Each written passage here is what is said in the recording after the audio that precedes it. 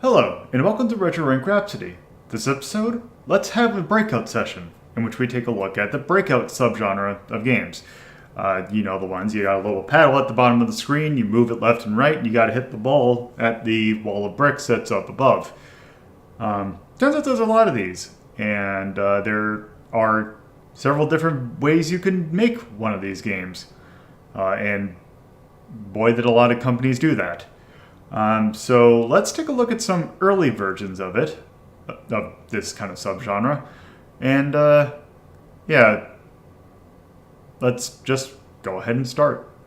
And yeah, if we're taking a look at Breakout, I probably should take a look at, because I didn't realize until now that you could actually, emulate the original version of Breakout, because if I remember correctly, it's like Pong, in which it is an analog only game, in which basically it's kind of hard to represent digitally.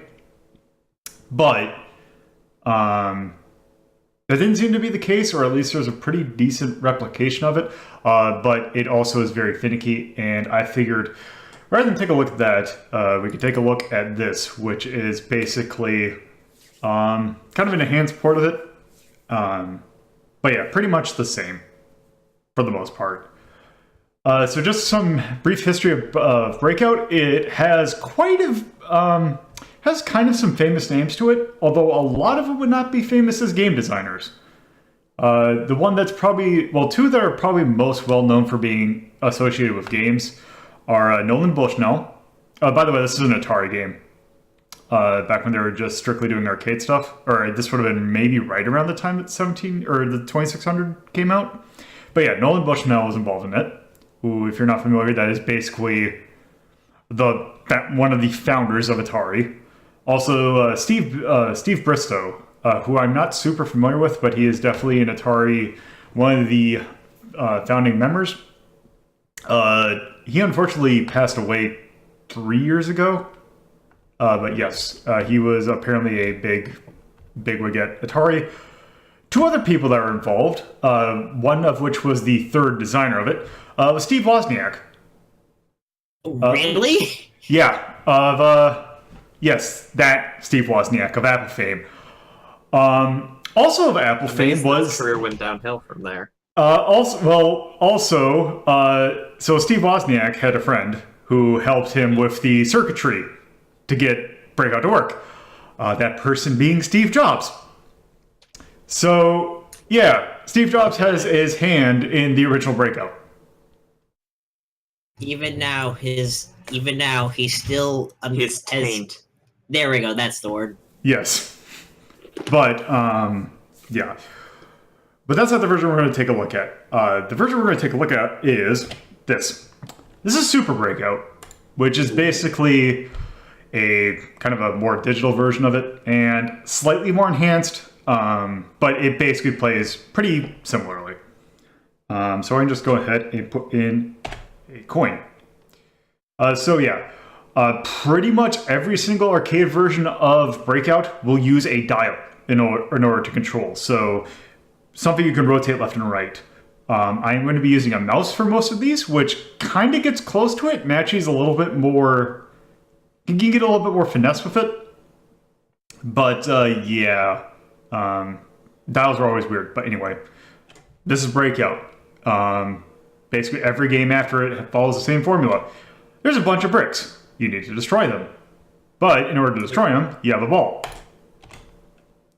That should appear right now. If I don't miss. Yeah. So here's the thing with this version, is that your paddle is incredibly tiny. Incredibly. It's not the size of the paddle, it's how you use it. Yes. So yeah, we just gotta keep the ball in play. Which is a lot harder than it sounds. It'd be great if, like, the ball is predictable where it comes from. Yeah, also... one other thing about this version that's not that great is the fact that you see that the ball only will hit one brick and then come back. Oh no. So also you might be noticing something with the colors. we actually have not really gone this early into games at this point where it was these games are literally in black and white. So the color that you're seeing, and that is not the screen that is doing that. So what this is emulating is basically how games kind of came, or how games did color this era, which also I should say that this was, I believe, 76. Mm-hmm. So basically how they were doing that is on the arcade monitor were little strips of cellophane. Yeah, you've done this before, haven't you, for other games? For ranking of shmups, when we did Space Invaders, I mentioned that. Ah. Right. Oh yeah, this is basically how that works, and this is pretty much Breakout. It pretty much is. It is literally as basic as you can possibly get. Yeah. Most other versions of Breakout will just have the bricks stay static, but this, as part of Super Breakout, will make it so that they continuously come down, which is kind of annoying.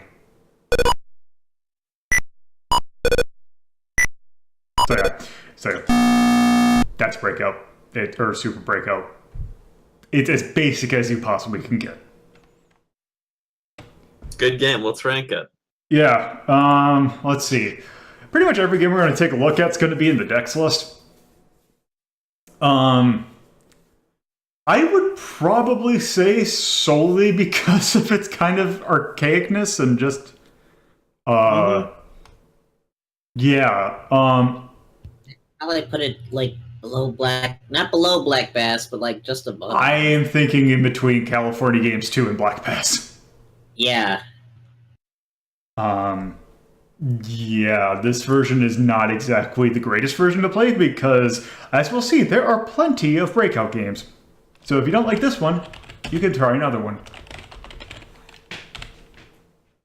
Also, so the original Breakout was 76. This one is 78. So yeah. This is episode 33. Came out in 1978 by Atari for the arcade. Now I think I have a Breakout. Or maybe I did. I probably should have one. If I don't, I need to add it.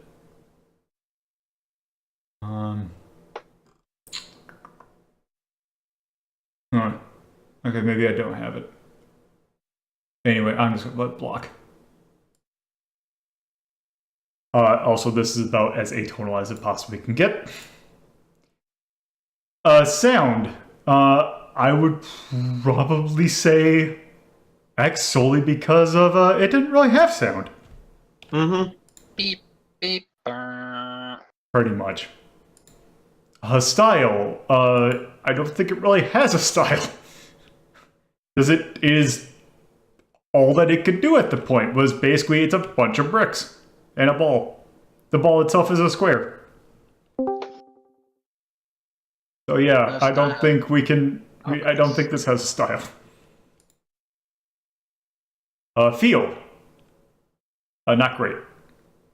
Your paddle is super tiny. Also, you can only hit one brick unless you get it like in between two sets of bricks. There's only really, it'll just bounce back even though it seems like it shouldn't. Please do not make fun of the size of my paddle. Mm-hmm. We already Really made that. sensitive. I think we're going to Damn need a counter for how many times that joke's been made. Because it's going to come up later. Okay, so I'm just going to put a D because I will give it a little bit of the fact that this is a game from the 70s, but still. Also, it's Breakout. I mean, yeah. Wait, I thought we were putting it above Black Bass. Oh, what did I do? Oh, whoops, I forgot. Impact, let me just put that there. Also, let me just go ahead and put that there. Also, difficulty. Given that when the ball spawns in, you have no idea where it's coming from.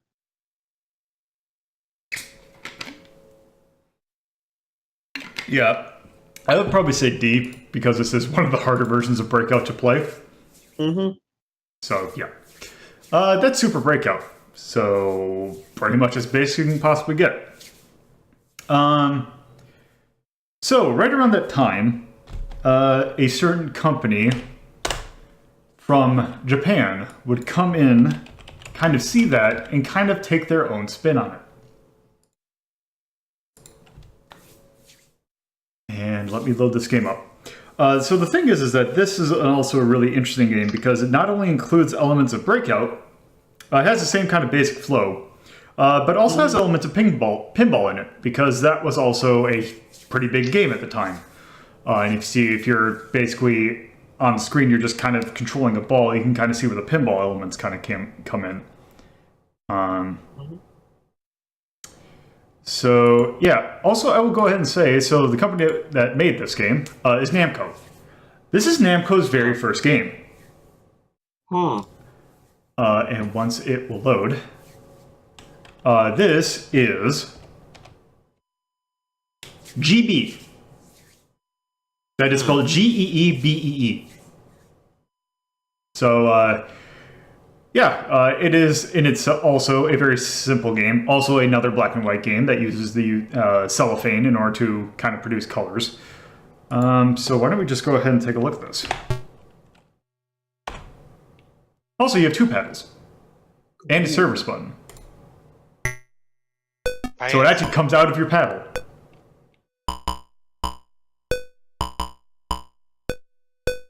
Oh man, it's on the sides too. Yeah, so one nice thing about this is that the brakes are everywhere. Get all those points. Yep. Oop. Also, it has, you can light up the Namco, or quote-unquote, light up the Namco letterings for bonuses. Much like a pinball game. Fancy. Also, this kind of, I will go ahead and say, this actually has pretty decent physics for a game of this era, because this is a 1978 game. Just like the Super Breakout. Bouncing around. Oh. Watch it go. Oh. There.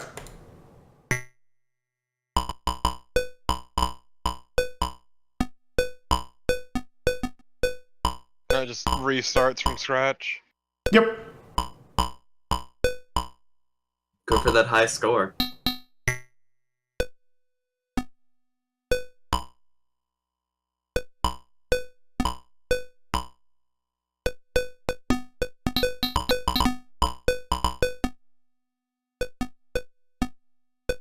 Oop, oop. Nope.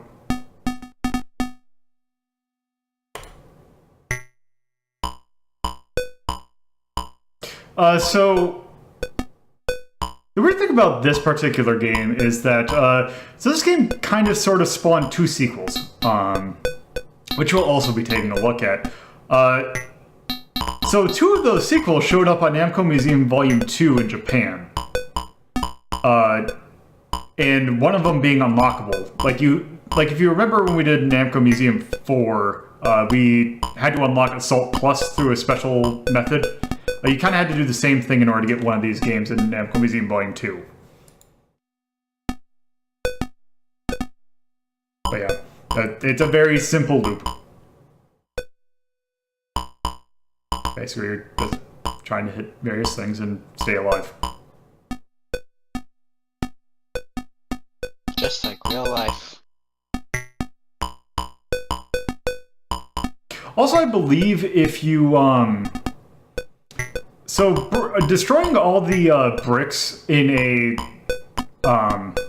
thing on the side at the top will, I believe, cause one of the bumpers to go up in tens. So that, like, say if I destroyed all the ones on the right, that right bumper will turn into 100 instead of 10.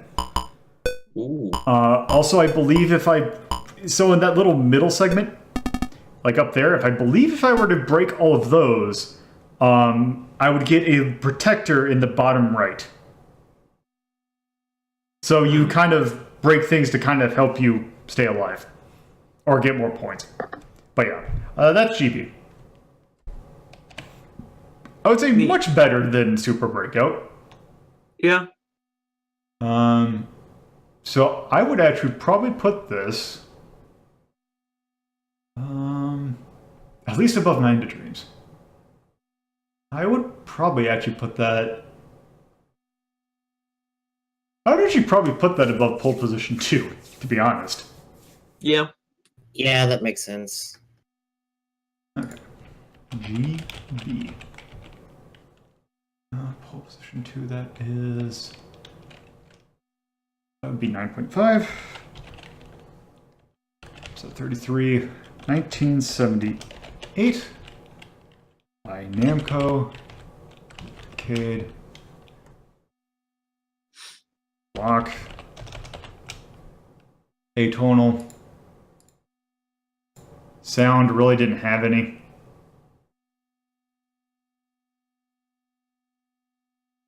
Style didn't really have any. Feel. It actually felt really good for a game of its age. Like, the ball physics were not actually... It was actually pretty good for a game of that era. Like, they didn't bounce off at predetermined angles. It's something we will see later on. So yeah, I'm actually going to put that as maybe a B. Also, for impact, well, this does have historical... Oh, yeah, you can see right there. Since it destroyed the top... Oh, here. So, since it destroyed the top left side of the bricks, that 100 turned in... Or the left bumper turned into a 100. Nice. So, yeah.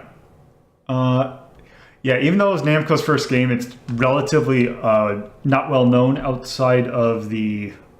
Well, although this game did come out over here, it still wasn't relatively well known over here. So I would actually probably put it at D. Yeah, that makes sense. Age. This game's actually aged incredibly well.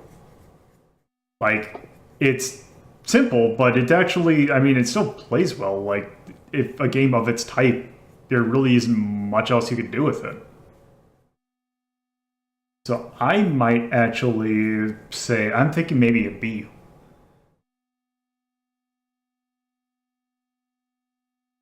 And the difficulty, I'd say probably a C.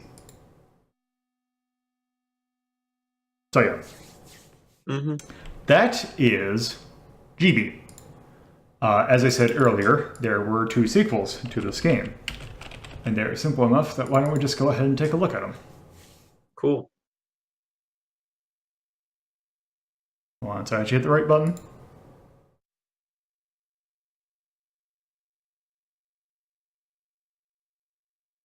I don't know about you, but GB is my favorite trilogy of all time.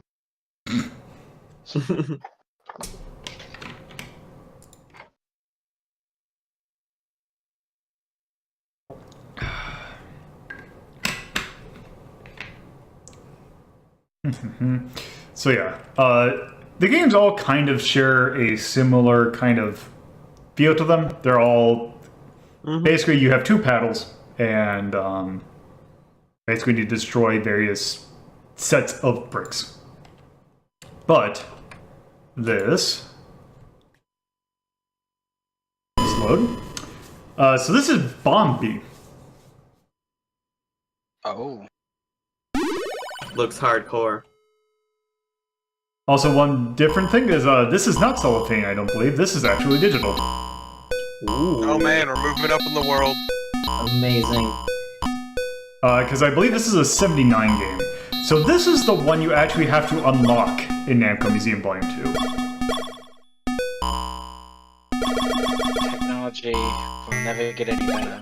Also, we start out with a thing to prevent losing immediately in the bottom right, or bottom left and bottom right. Yeah, blocking the outline. Hell yeah. There's a pinball term for that, but I forgot what it was. I do think the sound design's a bit worse, just with the way... It's more aggressive. more things Of course, cause you sound. wouldn't be hearing it directly in your ears. True.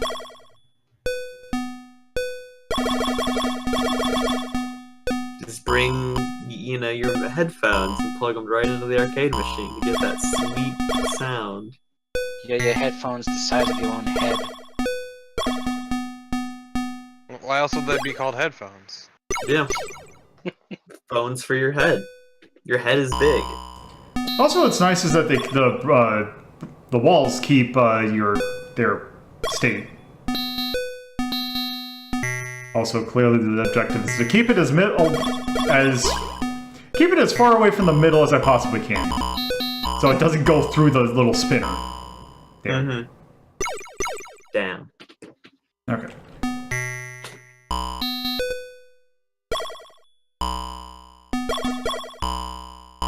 So why did the green respawn? Because I broke it all. Ah. I don't exactly know what the thing I got from that was, but yeah. More points. Fuck yeah. Oh. Oop, oop.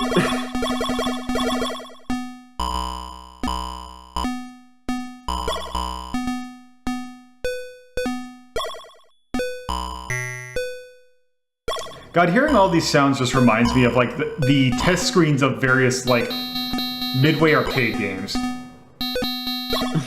Yeah, that's the exact same sound as if I'm like selecting options for one of those things.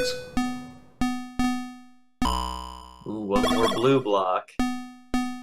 Yeah, these Nope. ones with one more blocks and Rip. are driving me crazy. Oh.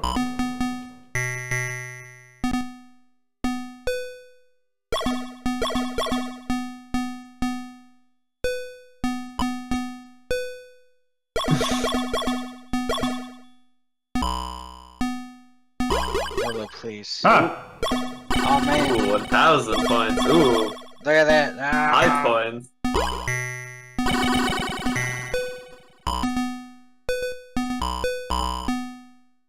Nope. Rip. Anyway. That is Bombay. Nice. Okay. So yeah. Beep. That came out in '79, so the year after. Oh, why did you already put something in there? Okay. Anyway.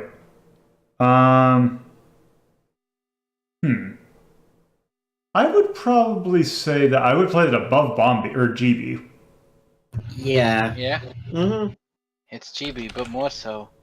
But probably not more. Probably at the same spot. Oh, actually, that. Okay. Oh, that's a comma, that's why. Okay.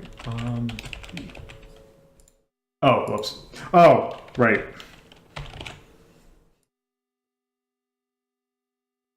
There we go. Okay. 33, 1979, by Namco, for the arcade. Block. Atonal. Okay, now that it actually has like digital sound, I think we actually kind of should mark it. Like, Yeah. I'd give that a D or C, just because.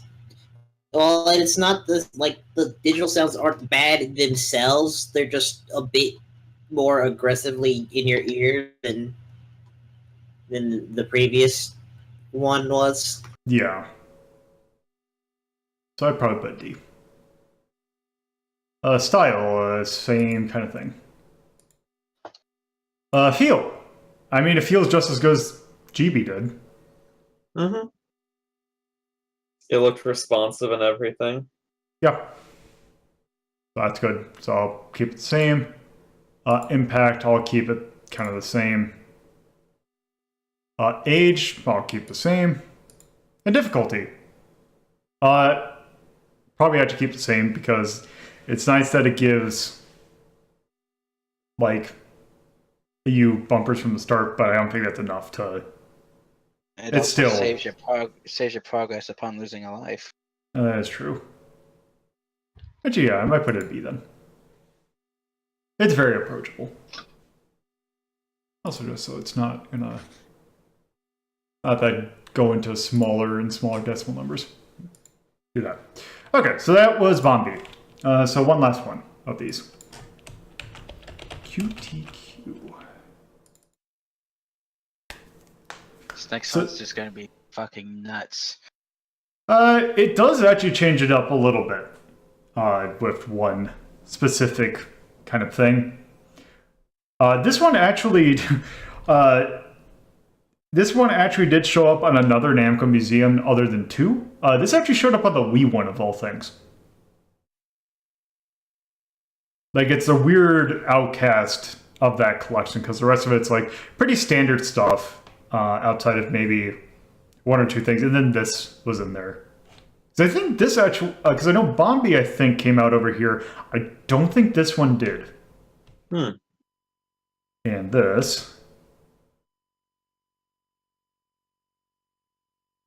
also has startup. This is QTQ. What the hell? Gotta kill ghosts. Yes.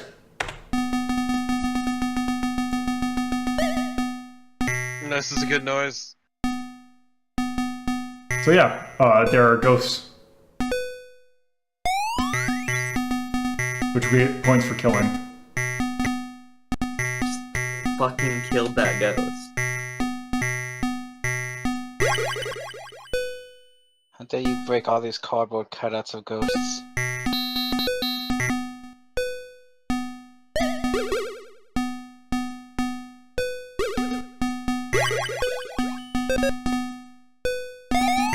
Killed that guy by just hitting him in the head. Damn. This fucking... Nope.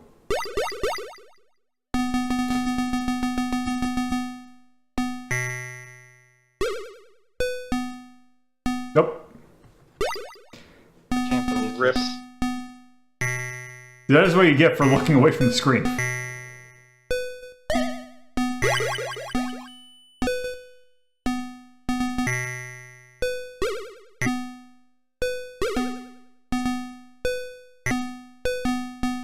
Look at all those ghosts. Damn.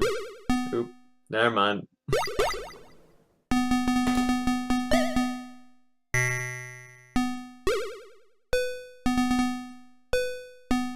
Boy, that accelerates really quickly.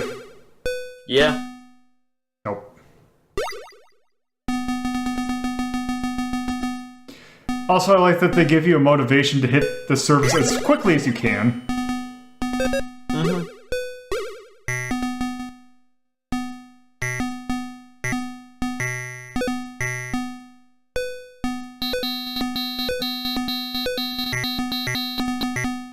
God, these sound effects are fucking maddening.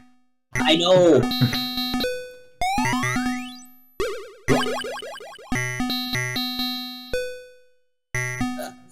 The game heard us talking shit. Okay, so yeah. That's QTQ. Slightly different, but yes. It's More spooky. mostly the same. So yes. So, yeah, that's QTQ. I would almost say I'd rather play Bombi above that. Yeah. Yes. And actually probably GB as well. So I would probably actually put that in between Alex Kidd, BMX Trial, and Pole Position.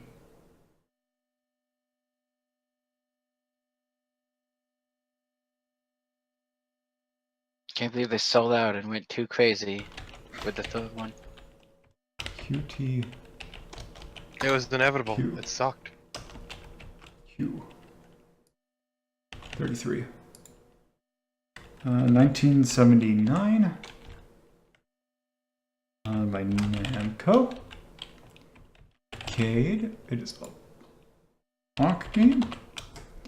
I would probably say that this one's slightly cute, I guess. Or maybe whimsical. Slightly. Yeah, it's whimsical. I think Really cute is good the ones. idea. Sound. Why don't I just go ahead and do this? Because yeah, it got pretty bad. Also, style. Pretty bad. It looked like a 70s game. I mean, they probably couldn't do much with what they had, but it still looked... Couldn't really tell exactly what things were. But still, it had a little bit of charm to it. So I might go maybe C.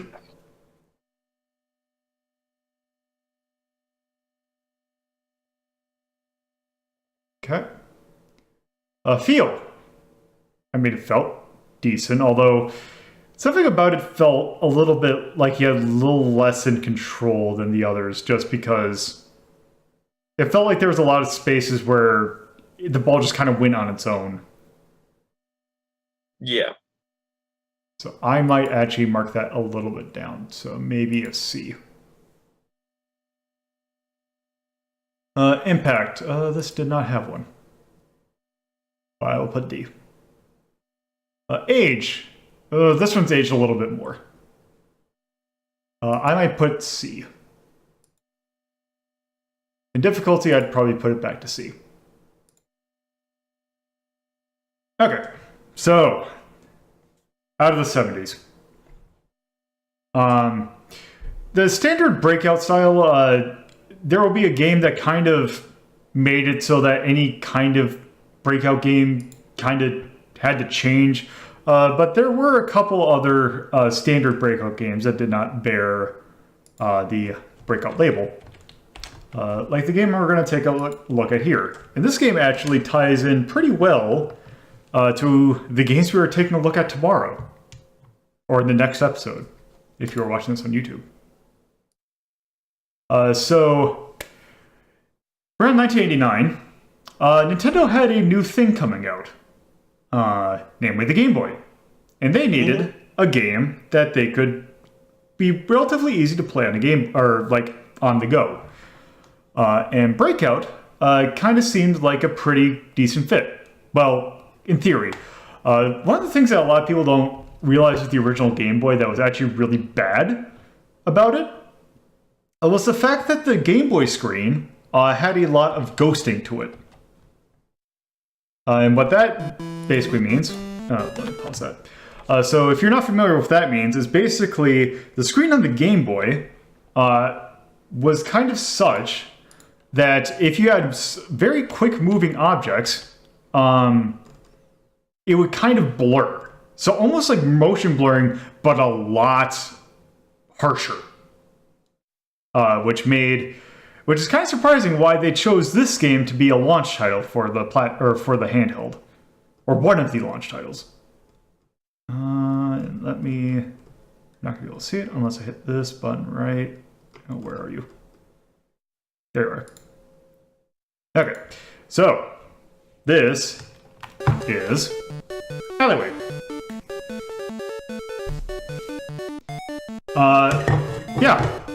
Alleyway. It was a launch title for the Game Boy, and it is basically Breakout. Let's go ahead and start. Oh, you just... Okay. Yep. So now we have entered the fun territory of playing a Breakout game on a D-pad. Usually that is not the best way of playing it, although Alleyway, I will give it credit, was actually pretty smart in the fact that it includes not only a button that if you held down the A, you move much faster, but also B, move slower.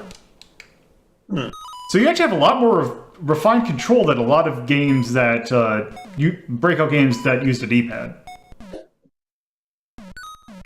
Can't believe this is Luigi's starring game debut. So the funny thing is that the fact that the color scheme is basically, this is what the default would be, I think, on a Game Boy Color.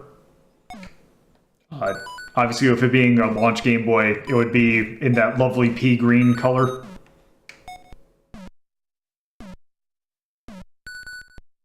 But yeah, it's pretty standard Breakout.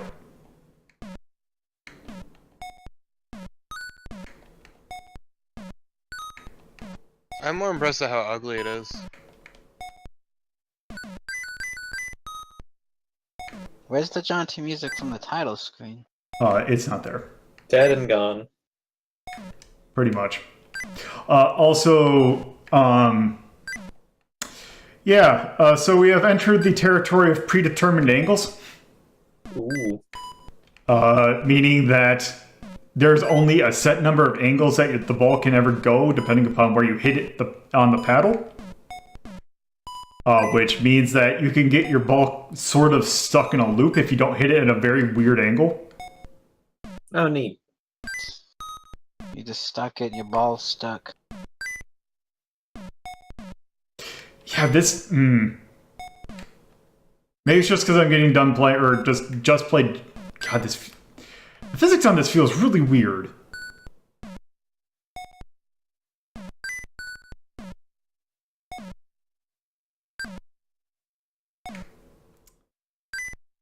Yeah, here's kind of the problem with these kind of games. Is getting it so that there's only a handful of bricks, but there's not much you can do about it. And now we play the waiting game. Yes, play the waiting game of figuring out what obtuse angle do I need to hit this at. Well, probably shouldn't label it as obtuse because that is actually a thing with angles. But yes. Yes. The magical period of having just 2 bricks on the screen. And just going in a diamond all around them. Not getting anywhere close to actually hitting them. Oh, there we go. Oh, good. Now we're down to 1. Oh man. There we Oh go. boy. Oop, There we go. Okay, so now... I bet this looked fantastic on original Game Boy. It didn't look like a blurry goddamn mess. Ooh, this is fancy.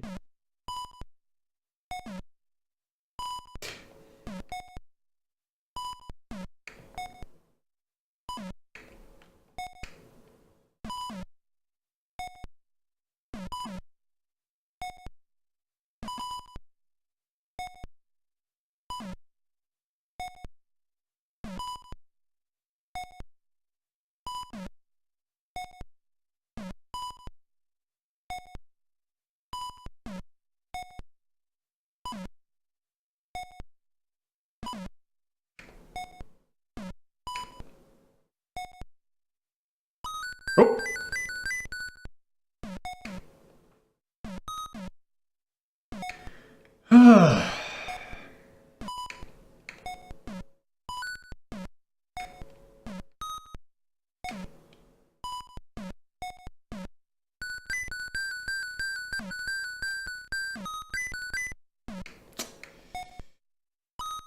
Yep.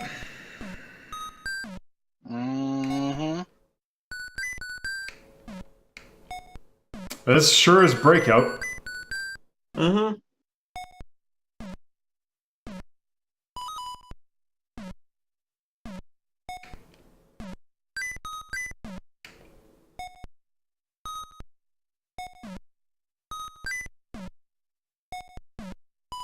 So the fun thing about this game is that it doesn't have an end.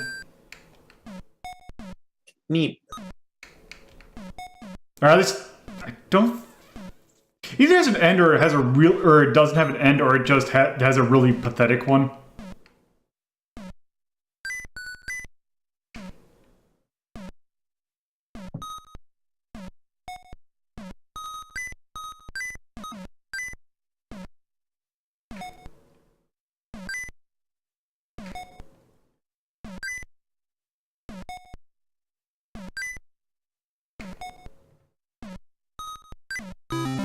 Alright, there we go. Okay, so now...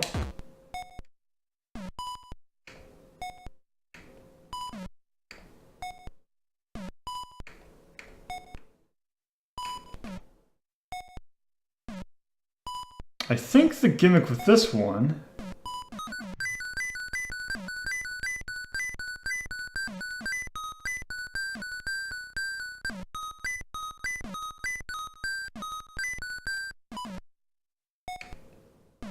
Okay, maybe it's a... So now, every time that every so often, it will cause the screen to go down.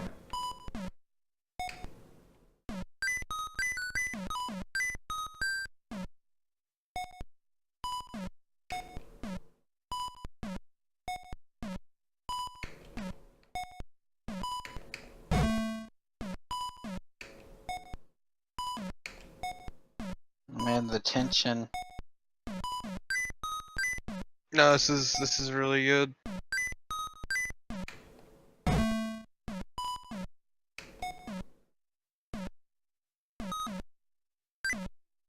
It was great because this is a game that my friend had for the Game Boy, and it was like, oh hey, it's like a Breakout kind of game on the thing. I like other kind of Breakout games, so maybe this would be. Like it has Mario in it. I wish I had it. And then later, when I actually, you know, a Game Boy emulation was a thing, I'm like, oh hey, now I can play Alleyway. I'm like, oh wait, maybe I didn't miss out on as much as I thought.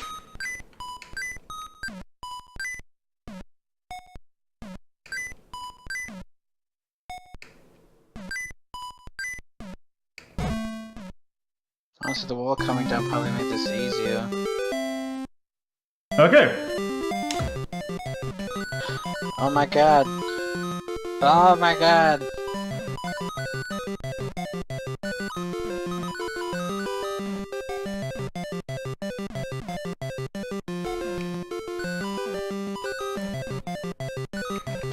You must destroy yourself.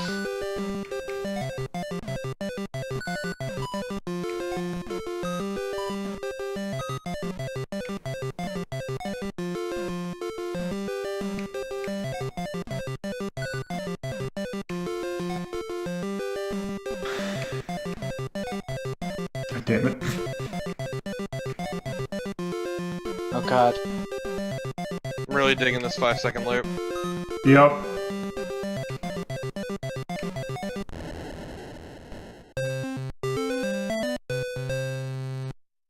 So yeah.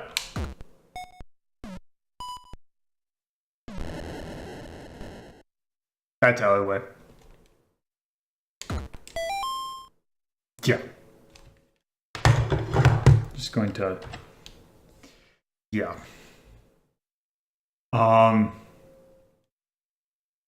That game's kind of boring. Just a little bit. Yeah. Like, I'd probably put it above Super Breakout. Because while California Games 2 is a mess, it is at least an entertaining mess.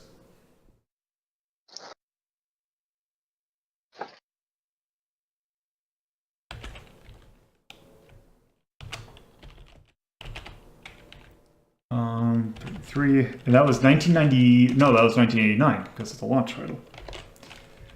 By Nintendo. For the arcade, or no, not for the arcade. Game Boy. Block. Kind of atonal. Sound. Non-existent, and when it's there, it's not great. Yeah, it's pretty on point. Style. It didn't. Yeah. It had Mario, but the Mario doesn't make any... It might as well be pointless. The Mario transformed into a paddle and it was real weird. Yeah.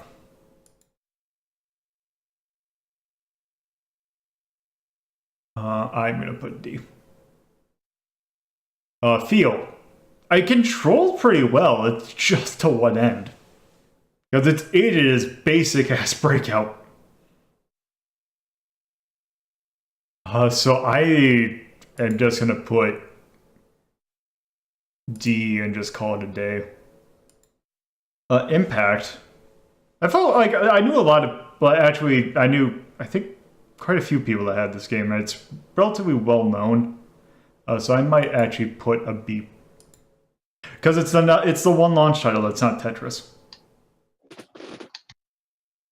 Age. Let's just put this right here. Because it's not completely terrible, but it also is incredibly boring. And if you've played other Breakout games with other stuff, it makes it feel really weird. Difficulty. I didn't die until I intentionally did. So I will give them that. So I might actually put a B. How Okay. dare you? So yeah. That's Alleyway. So yeah.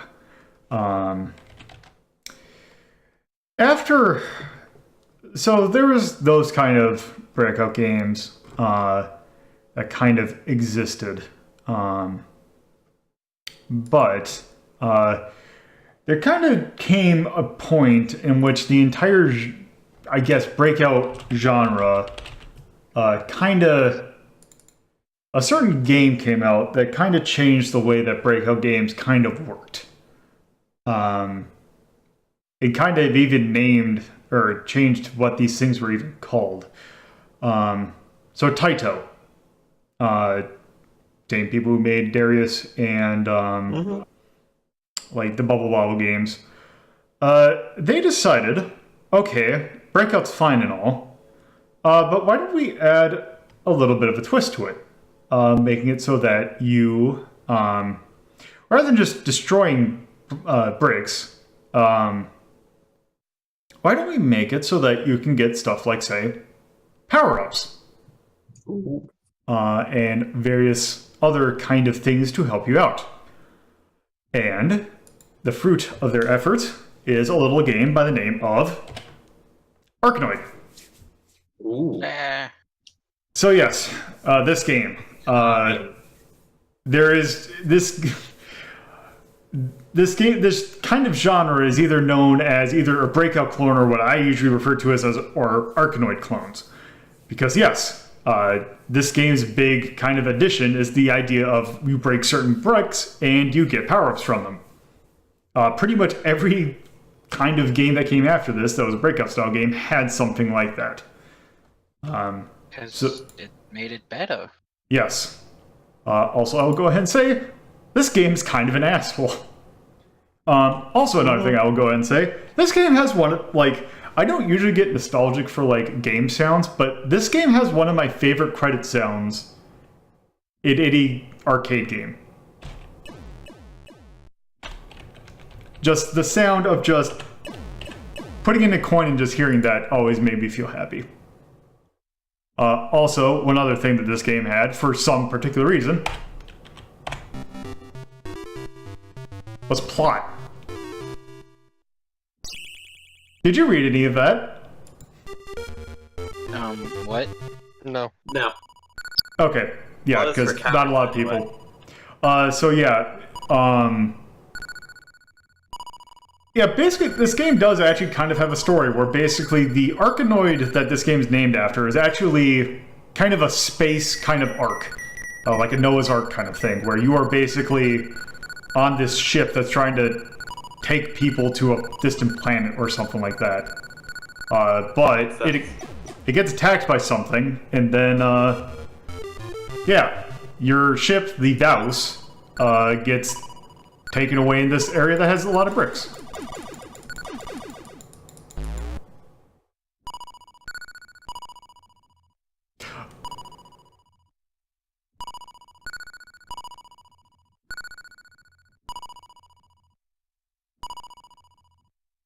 And yes, this does use a dial. This is probably the Breakout that I'm most associated with using a dial. In fact, there's a DS version of Arkanoid that in Japan actually came with a dial attachment for the DS. It did not come out... Oh, also they add enemies, too. The enemies can't hurt you, but what they do is cause your ball to change direction, which can be very annoying if they are at a very unfortunate spot.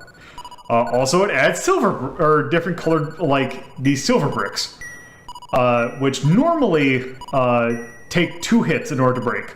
However, I don't exactly know what the algorithm for determining this is, but basically, as you progress in levels, they take more and more hits to break.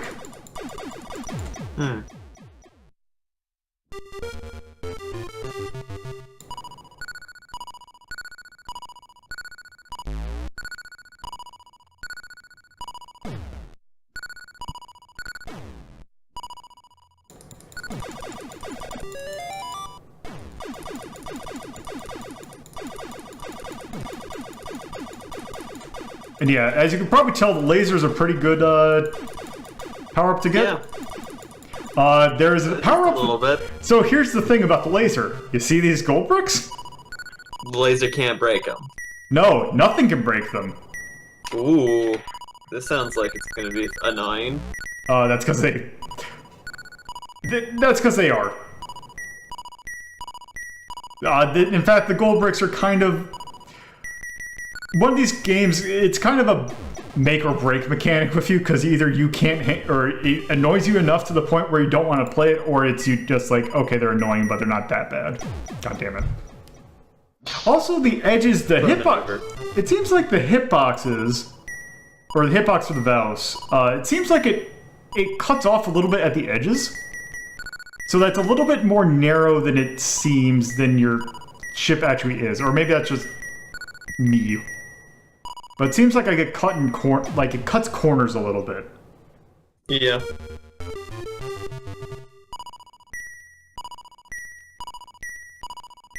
But yes, I saw this game a lot in arcades, but I am actually more familiar with the NES part of this. So the fun thing about the NES port is the fact that, oh, nice. Yeah. What? That was the break, which basically opened up. Oh, you gotta be kidding me. Hell yeah, you're so fucking lucky. Oh yeah. Ah, finally, an invader. Something that a lot of games that do this that had, yeah, see a lot of brick art.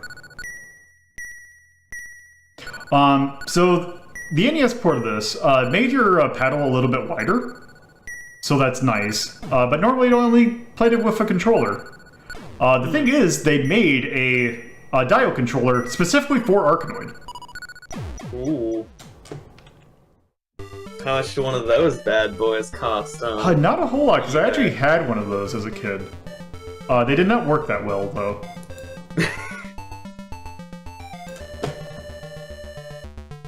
And they only worked with Arkanoid. Pretty much. Fantastic.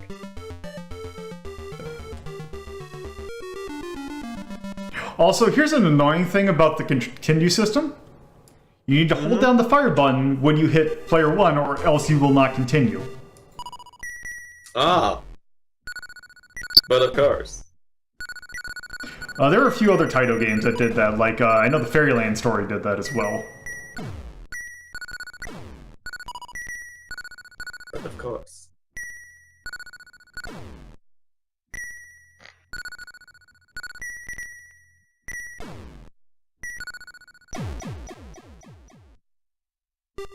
Rip. Also, you might hear the fact that the speaker sounds like it is peaking a little bit. I think that was actually how the arcade game sounded. Such a good sound effect. I love that noise of peaking. Thank you. Lasers and then immediately a break. Oh, that would have been nice. Oh, that would have been nicer, though. Oh, god damn it.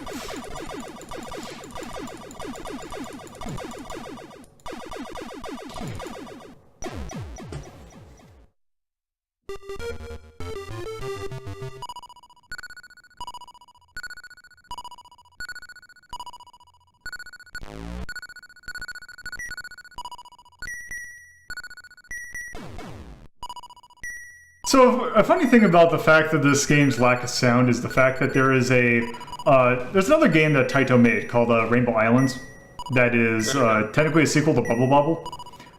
There is a level that is based on this game. The funny thing about that stage is that they take out the music and the only sound effects are you jumping, which are replaced with the sound effects of the ball hitting back and forth. Yeah. Gross. Amazing. Disgusting. Also, this is a kind of a nice power-up to have, the catch. God damn it.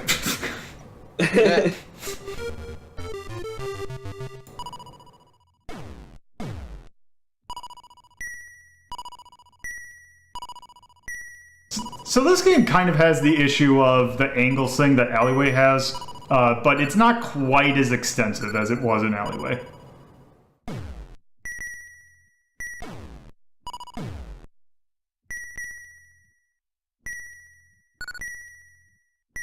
There we go.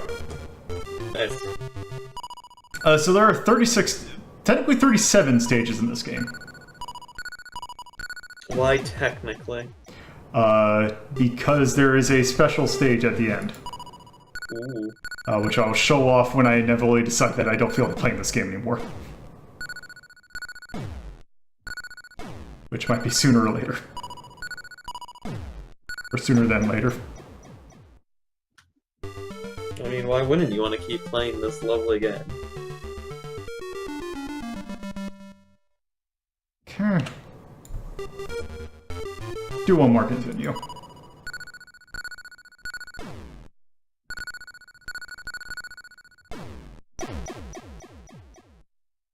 Also has a really good sound effect when you die. Yes. Unfortunately, later Arkanoids do not have the good crunch that this one does. Love that crunch. Love that munch.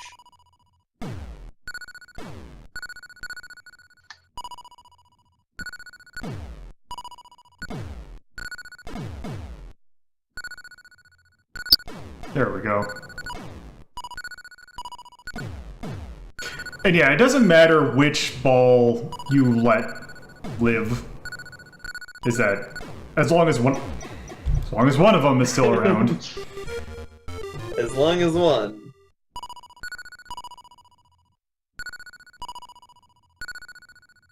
Also, the different enemies don't really do anything differently in this version. They're all pretty much just it's basically just a different sprite. That will change in later games in this franchise. Neat. Okay, come on. Soon. There we go. One more. God. See, here's the problem with the gold blocks, is that they do stuff like this. Where is the bee power up when you need it? Right? Oh. Break. You'll get it in eventually. Thread that needle.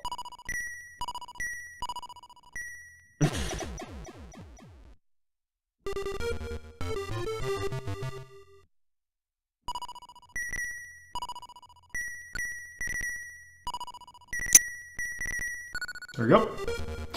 Oh, you jackass game. Rude as hell. The gold bricks would have been fine on their own, but it's when they do stuff like that that causes it to be an issue. Okay, so here's the thing that the technical final stage.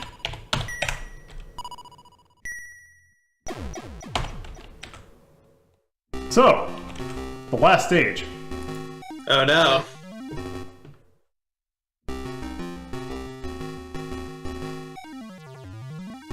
This is Dew. He is the main antagonist of this franchise. I see. What's with the Maui. Maui?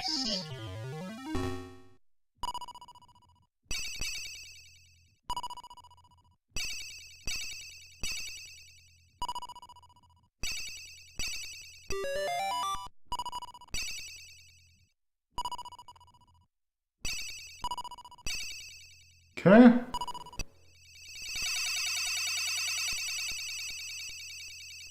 Can't believe you killed this gradius enemy.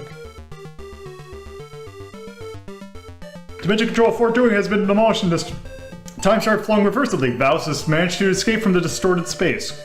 But the real voyage of Arkanoid in the galaxy has only started. Period.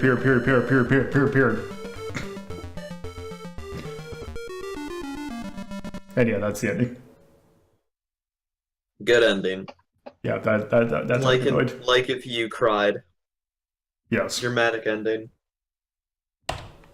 Yeah. That is Arkanoid for the arcade.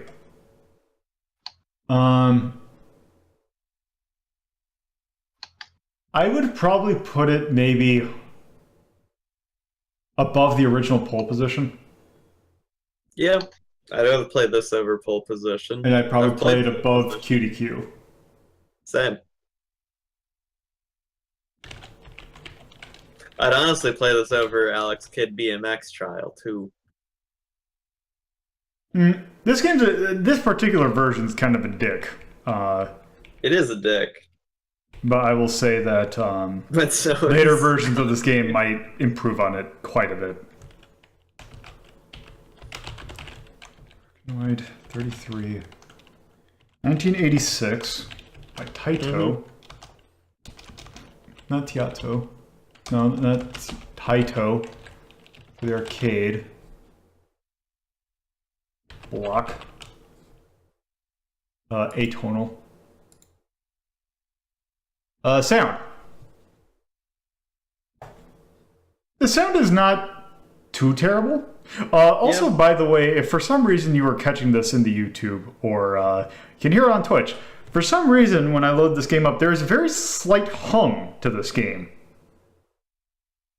That I don't know what is causing it, but there is a slight hum. And it's just this game. Yeah. So yeah, if for some reason you're hearing that, I hear it too. I can't do anything about that. Oh well. Sound. I would probably put C. Because the wall bouncing back and forth isn't terrible. And I kind of like the little jingles that this game had. But I put C. I agree. Style. It's functional. It's kind of going for something, but I don't know what end. Also, the title Going font. for Space Fortress Doe. I really like this title font a lot. It is a really good font. Also, I just realized this thing on the little thing on the side. I didn't realize that made a face. But yes. I'll probably put a B.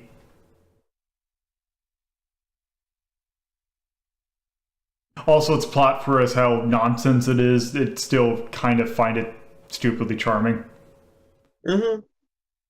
Feel. This game is really hard. Like, something like this would feel really good, except for the fact that it seems like your paddle's actually shorter than what it appears, which is kind of a dick move. A bit of a dick move, yeah.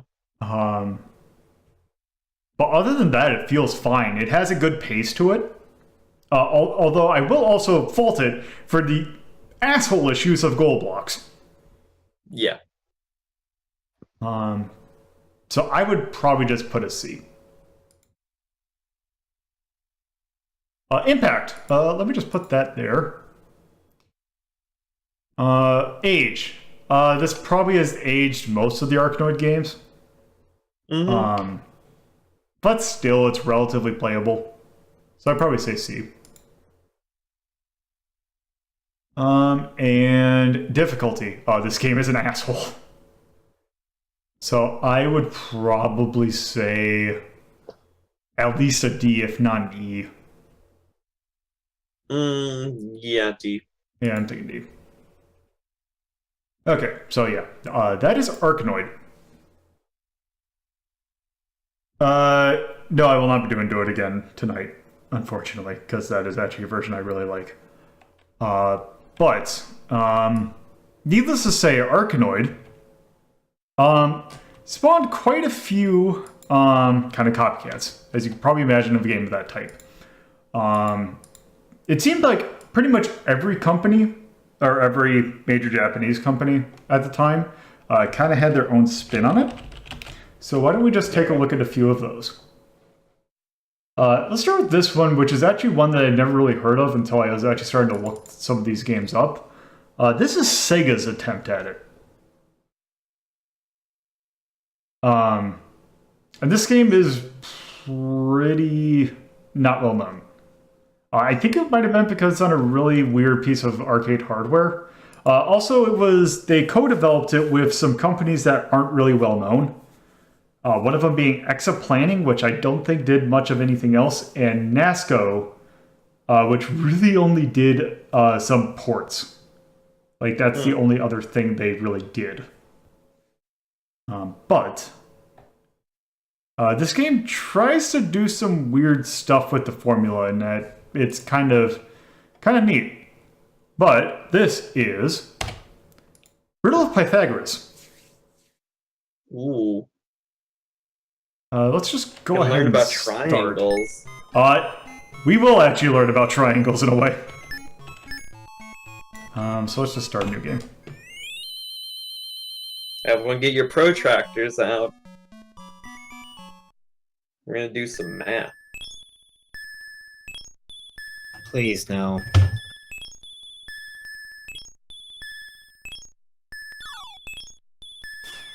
Oh, also I got a cannon.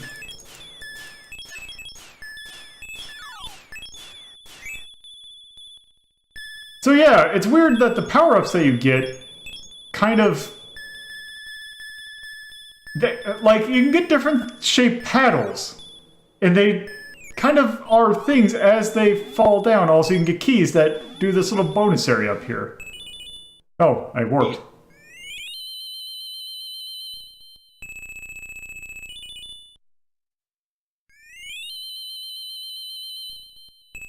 Oh, there's a pie and Pythagoras. Fuck yeah, Triangle Man. Fucking love triangles. Triangle Man, Triangle But yes, Man. now also this stage is in complete darkness Oh, fuck you. Oh lord. until we get a lantern that we lost. No.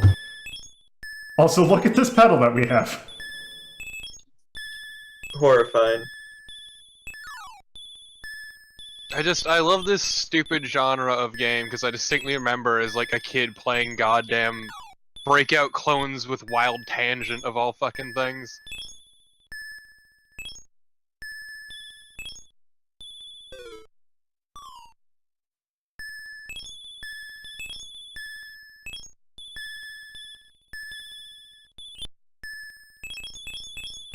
This level kind of sucks. Yeah. That was A little bit.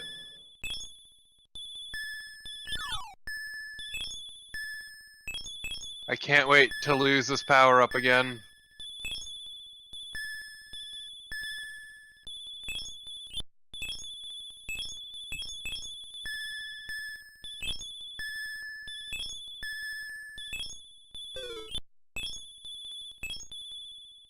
I mean, no, Arkanoid's gold bricks still seem like trash. Mm-hmm. Because like, you don't need the lamp to complete the level, it just makes it more convenient. Because that ball's still gonna go wherever the fuck it wants to go. Yep. Oh, damn. Haha, fuck Almost. you!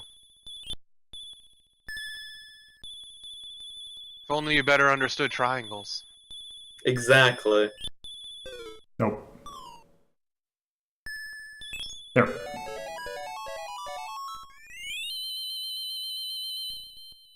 There's a triangle.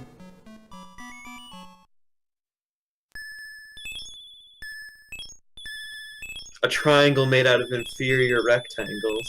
Oh, that's... Perfect. Perfect.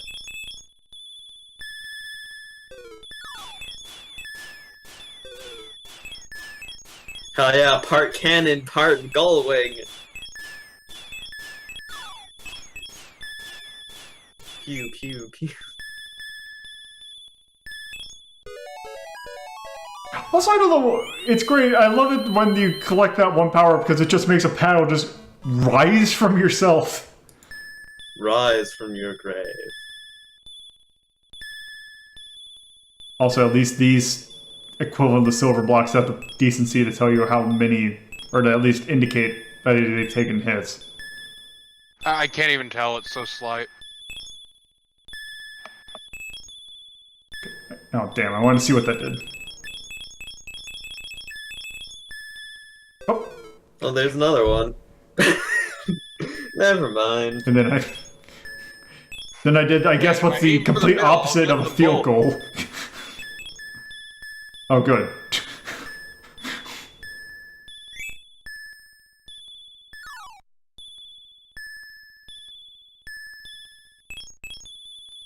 key. It makes it yellow for some reason.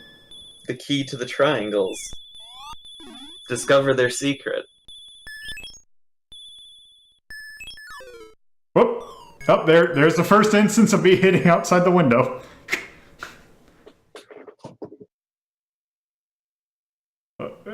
Okay, also these are going to be really hard to do with the way that I have this set up. Yeah, or Ka.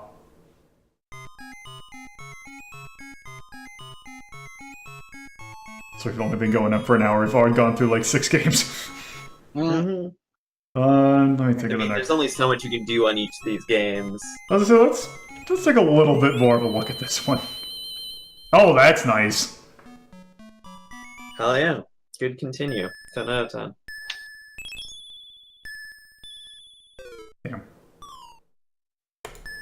Yep.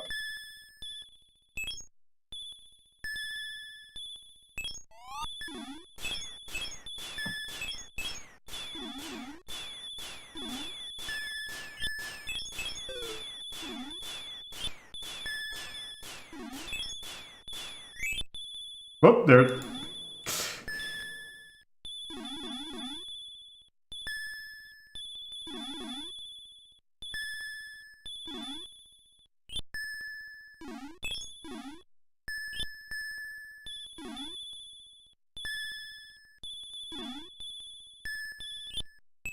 ARP 3.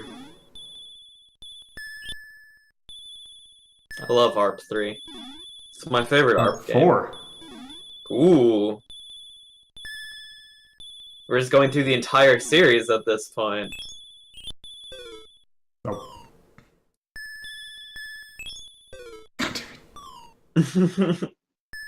There.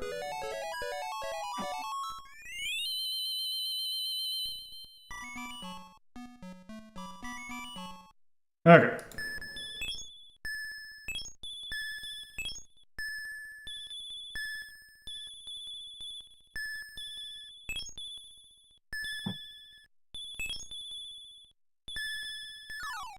Okay, that's just a point bonus.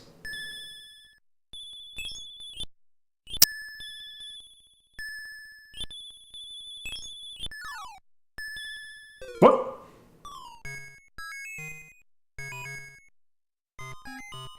Okay. I think that's enough of that. Mm-hmm. Okay. Okay, let's see. Riddle of Pythagoras. Part of me actually thinks that game's actually a little bit better than the original Arkanoid. It seems a Yeah, lot that more fun. sounds like. Much more Honestly, interesting. it's pretty alright. As Yeah. far Yep. as Arkanoid clones go. Oh no. I learned a lot about triangles.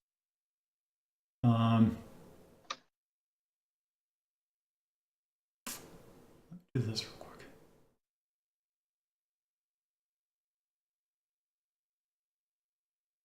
Okay, anyway. Let's see. I would probably put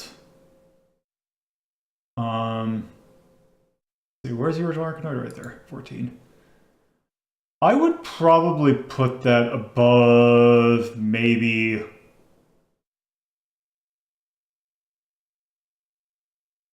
maybe actually above Bomb B. Yeah.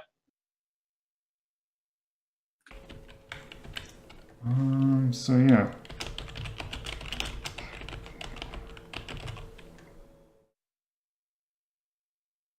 Of Pythagoras, 33, 1986. So same year that Arkanoid came out by SEGA, the arcade. Quick turnaround. Yeah, we're gonna see a lot of quick turnaround with these. And I wonder why. Atonal, sound. Didn't quite seem like it seemed pretty like more low key, which actually in this kind of game is pretty good. Mm-hmm. Yeah, the sound effect, yeah, but there was like nothing. Yeah. So I'll just put C. Yeah. Style. I don't know why they had the whole Pythagoras thing. Yeah, Especially It's because it unique. didn't matter because they changed up tile sets fairly regularly. yeah, and Yeah. like completely different themes as well. Yeah. I give it a B for being unique and memorable. I'd say C just for the lack of like coherent style. Yeah, I was kind of The art more. assets C themselves half. are alright. Yeah, I would probably. Yeah, I'm kind of going between B or C myself. Probably more closer to C though. A C plus. Hell yeah. That's not how that works. Feel. That's a passing grade, at least. It felt good enough, but it still also had those dark levels. Mm-hmm. So I'd Yeah, probably the put a one C as dark that as level. well. Impact. This game was incredibly well, not unknown. Age. It seemed like it aged fairly decently, at least. Yeah. Yeah, I can give it a B. And difficulty. I will give them props for when you continue. It continues exactly where you left off. Yeah, but the game itself is kind of a dick bag. So yeah, I'd probably give it a C still. Because like if you get a power up, it immediately just swaps out whatever you had. Or you have power ups that just actively fuck you over. Yeah. So yeah, that is Riddle of Pythagoras. What a So that was weird Sega's. name. Yeah, it is very weird. But naturally, if Taito made Arkanoid, it's kind of one of its major, I guess, rivals in that kind of arcade space had to take their own crack at it. So this is Namco's attempt at doing one of these. Oh no. This is, once it loads, A mistake. this is for use exclusively in Japan. Well, shit. 'Cause, yeah, I'm this glad you're game in never left All being Japan. illegal. Time for Yeah. the stream to get banned. So this is Quester. Uncle Quester. Oh. Yeah. So kind of a fun thing. Also, I like the phrase point getters. Oh God. Knock him Man, they are really. Yeah. So a little bit of fun trivia about this is that this was the last game made by Toru Iwatani, the creator of Pac-Man, before he kind of went in a game design hiatus. Yeah. But anyway, let's go ahead and start. itself at this rate, it seems. Also, I Ooh, appreciate feature this cinematic. aesthetic that every Arkanoid and Arkanoid clone will use fucking forever.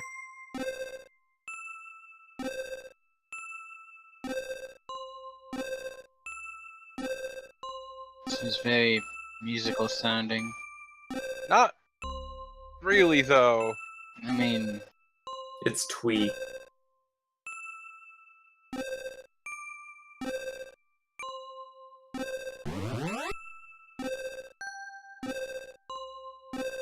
sounds actually nice to listen to.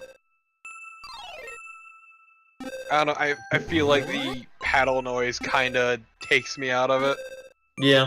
It does, but it's still better than the vast majority of the sound design we've had. So I'm willing to take it. I believe that the kind of up and down things at the top, I believe that those are speed modifiers. Oh, Hmm. that's weird. Yeah. Yeah, it is. It doesn't seem to be making a difference. I think we're at No. peak or lowest speed. Ooh, got faster. Oh, Ah, it exploded.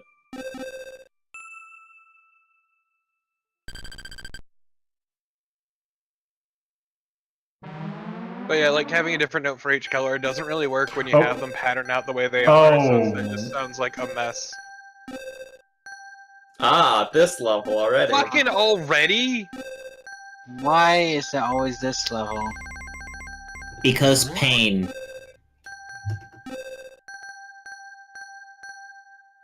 I mean, the There's always red this can kinda be level. broken at least, I guess. Yeah. I was like, there's always this kind of level because it feels really good when you have your ball just like go to town on a bunch of them. But also, what the fuck? Yeah, also, why is it red? Also, I don't know if you can tell this, but they're getting a lighter shade every time you hit them. Yeah. Like, it's a There's a very lot of slight fucking one. hits. You lucky son of a bitch. Honestly, you can make a pretty good EDM, well, not EDM, more an electronic minimalist album out of the sounds of this game. Yeah, I don't know. It doesn't sound good to me.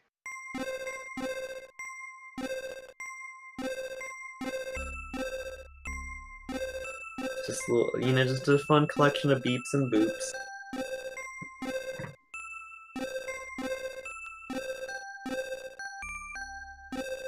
Kind of curious what that one thing does. Oh, Yeah, it moves out from where it is. what? What the hell? What? Oh my god.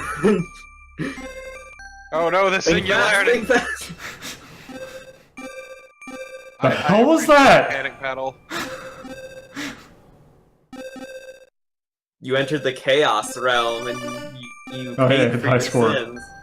Nope. Nice. Oh, so yeah, so I think that, yeah, I appreciate every time you have multiple balls, you just kind of aim for the middle thinking you'll get... I get the field goal, but the reverse field goal. Like, you can't decide which one you want to go for, so you're like, you know what, fuck it. I'll take I'll the just middle. go right down the middle. I'll split the difference. What? To be I'm fair, sure fucking it will. everyone does that. What? What? Rip. You could have Oh. just sat with your paddle at the very bottom. but- I don't know why you're moving it. Because he wants to end it. You didn't need to move your paddle at all. Lolo's really let's good try at that video again. games.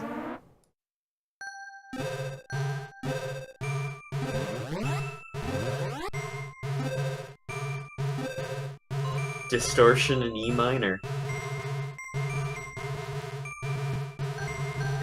Please tell me this game sounds nice again.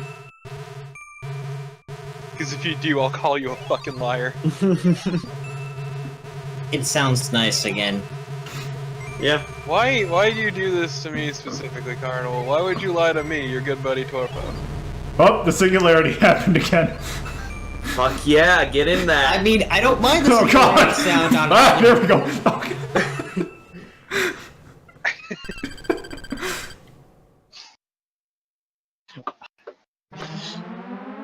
There's Galaxian. Time to kill Galaxian. Hell yeah. Oh, All is as it should be. Dead. Mm-hmm.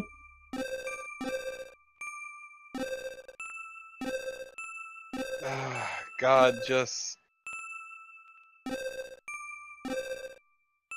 I've definitely played better Arkanoid clones. Yes.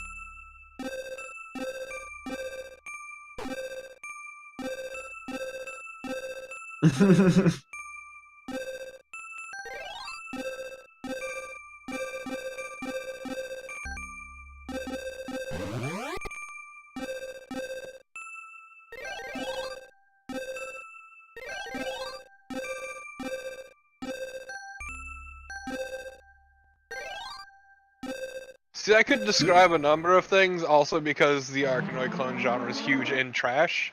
Mm-hmm.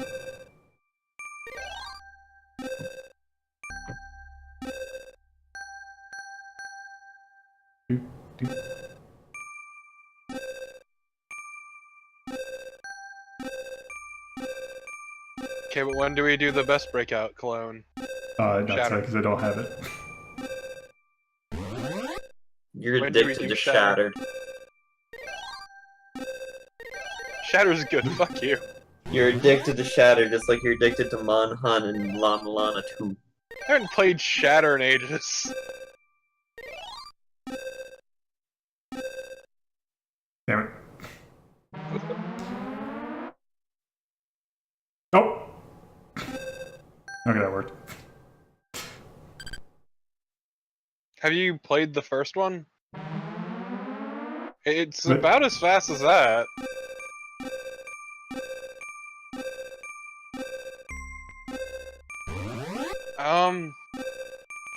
I don't know. The switch to Unity may have fucked some stuff. Is my best guess.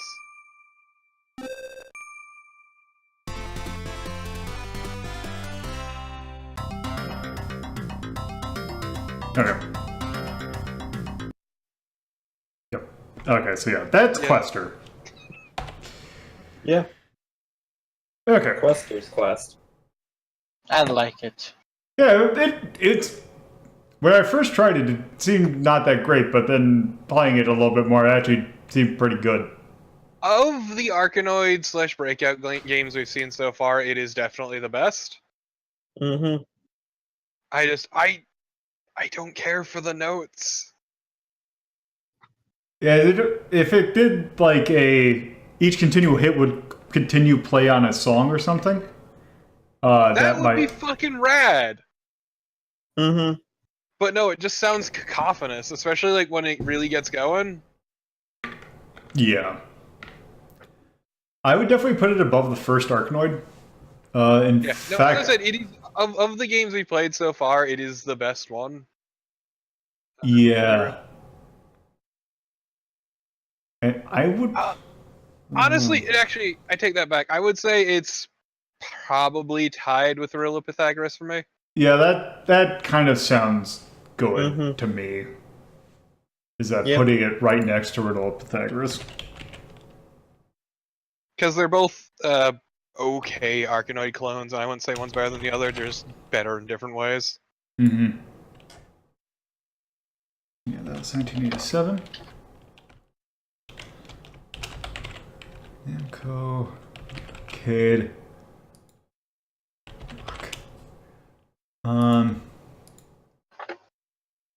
Yeah. Sound. It's Disagreement. there. Yeah. Style. It's got a style.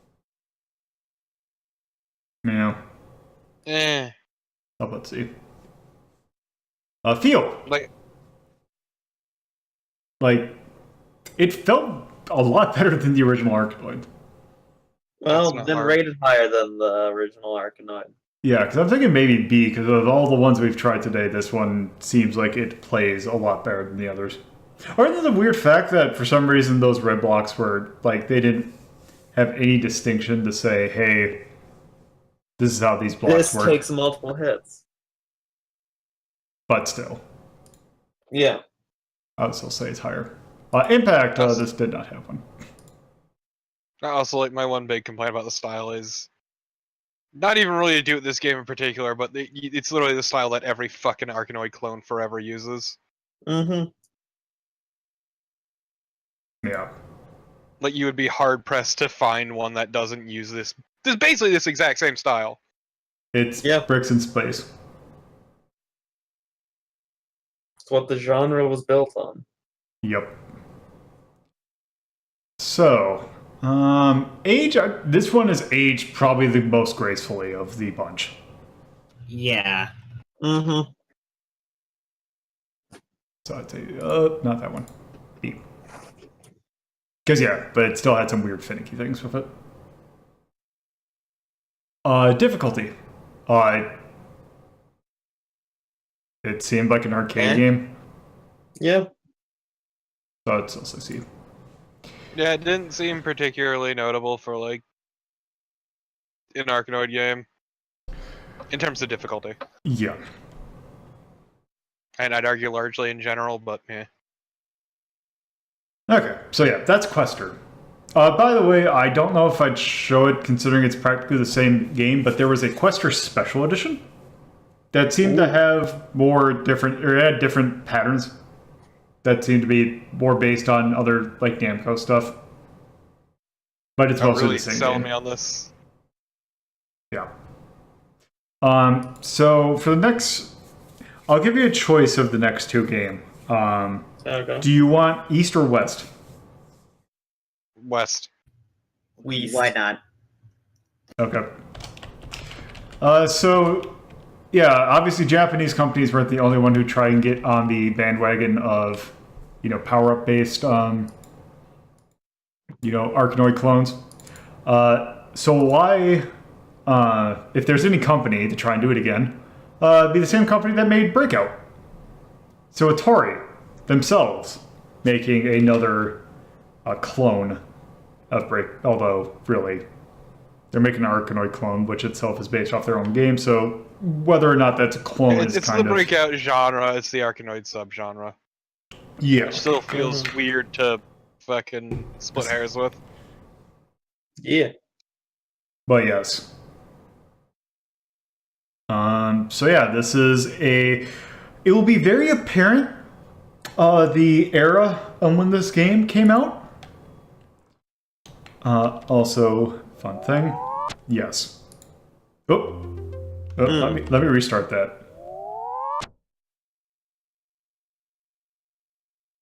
I love the isometric.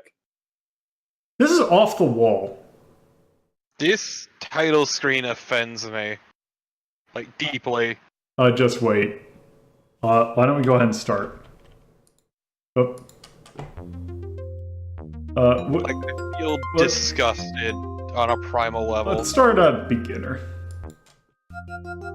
Also, a very odd thing is the fact that rather than being, going up and down, it's left and right.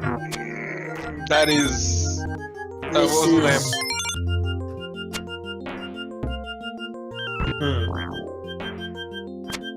Also, can you tell that this game was made in the 90s? Yes. Yeah, it looks like a shitty DOS game, if I'm gonna be real. Yeah. Hello. Also, oh,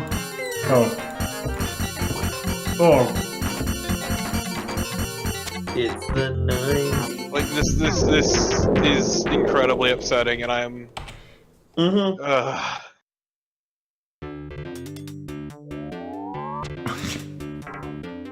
Like, I am entirely with you, Frank. Like, Jesus Christ, this... So one other fun thing they added, so not in regards to the physics, so not only can you hit it straight up, but you can do this, or actually if I hit it. Oh, maybe. I mean, Lisa Frank is more colorful. Okay, so you see what I kind of did there? Oh god, you can curve it? You can add English to it. No, you should never be able to do that. Which is great, because you can get it, if you do it wrong, like let's see if I do it, you can get it so that it immediately goes back right in your face. Yeah, you did that earlier.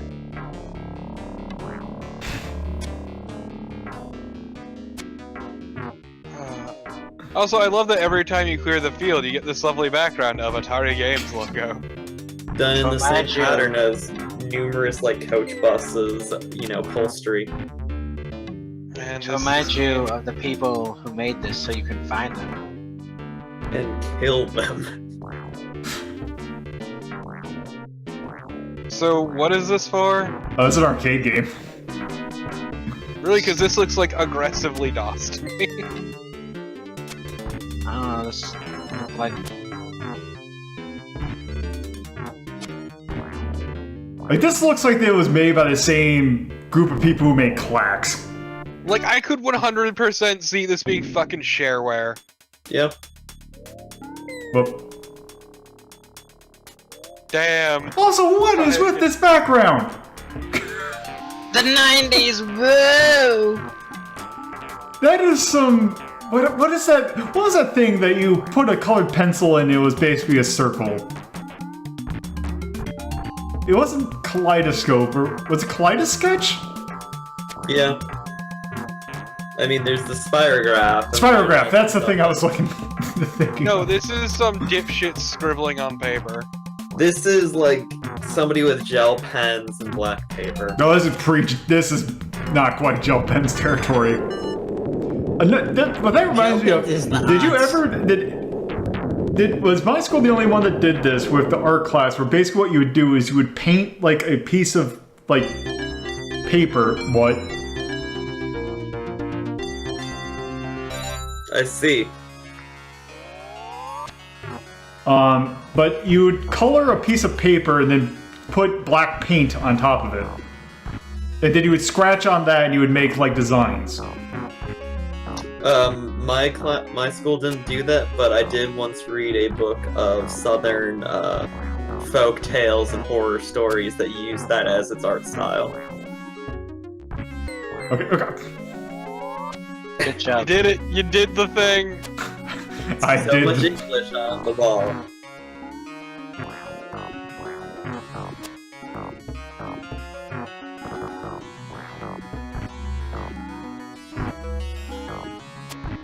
God damn it.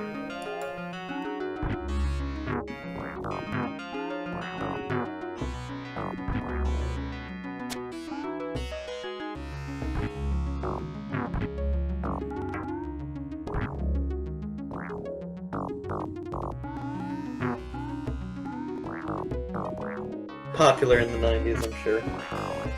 Like, I don't mind, like, the actual style. The waves thing is very much an Atari games thing. Like if you think about, like the exit came straight out of Gauntlet. Mm-hmm. Let's give him more.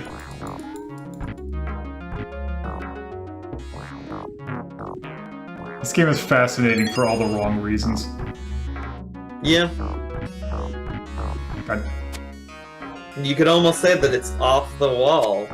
Man, I still can't get over the line "White bricks can't be hurt." Yeah. Seeing that stupid fucking face. Oh.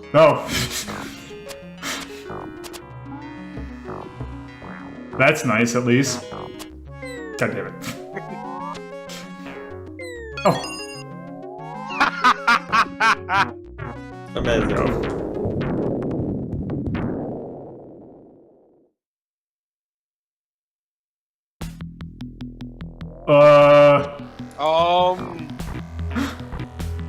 Something very, what's his face? Picasso. Finally an aesthetic that is supremely my shit.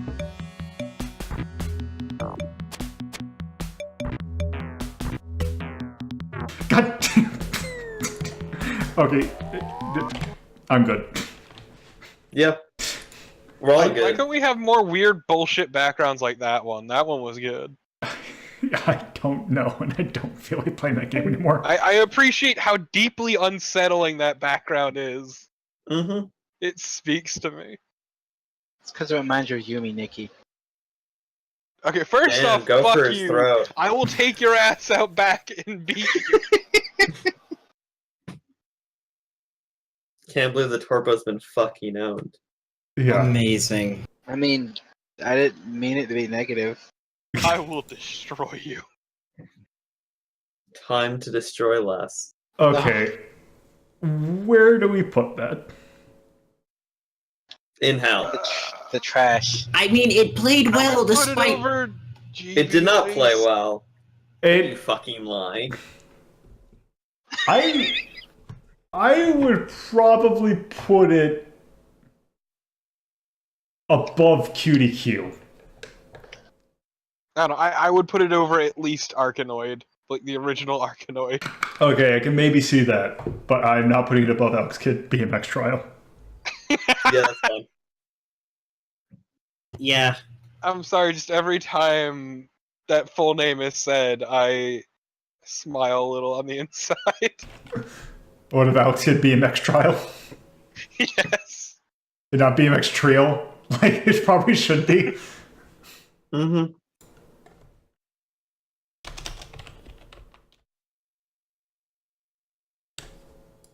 Trouk. Yes. Okay, so Off the Wall. Not to be confused with Off the Ball, which is a completely different game altogether. 1991 by Atari Games. For the arcade, it is a block game. It's still It weird is to in think fact a that block was game. like for the arcade. That's what really throws me about that game. Cause all I can picture is fucking DOS. Let's see. Let's just... What tone should I put for that? Disgusting. Terrifying. I'm gonna just put confusing. Yeah, it's good. It was pretty Sound. off the wall, yeah. Sound. Oh wait, we do have a tone 90s, don't we? It's the 9. I think.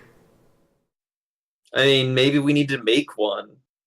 I have this one, which is cool, like shades of a pair of sunglasses supposed to be. There you go. I would say the sound is a C. Yeah, it's not great. Not great, but not terribly offensive either. The style was unsettling. Yeah. It's not. What is okay? What is the okay? What did I label X as? No, it very much has a style. Yeah, X is sterile. Okay. Yeah, I was thinking of something else. But like it tries for this like sketchy kind of rad style. It may or may not actually hit it. It does not hit it most of the time. Except when the eyes follow the ball. That was pretty fucking rad. Like if they had doubled down on just weird, unsettling shit like that, it would have probably been a lot more interesting, at least aesthetically. Yeah. But no, most of it was just like that shitty 90s wannabe style. I'll put a C then. Yeah, there was nothing particularly offensive about it. It just wasn't good. Okay. Feel. Looked like it felt like shit. Yeah, it did not feel great.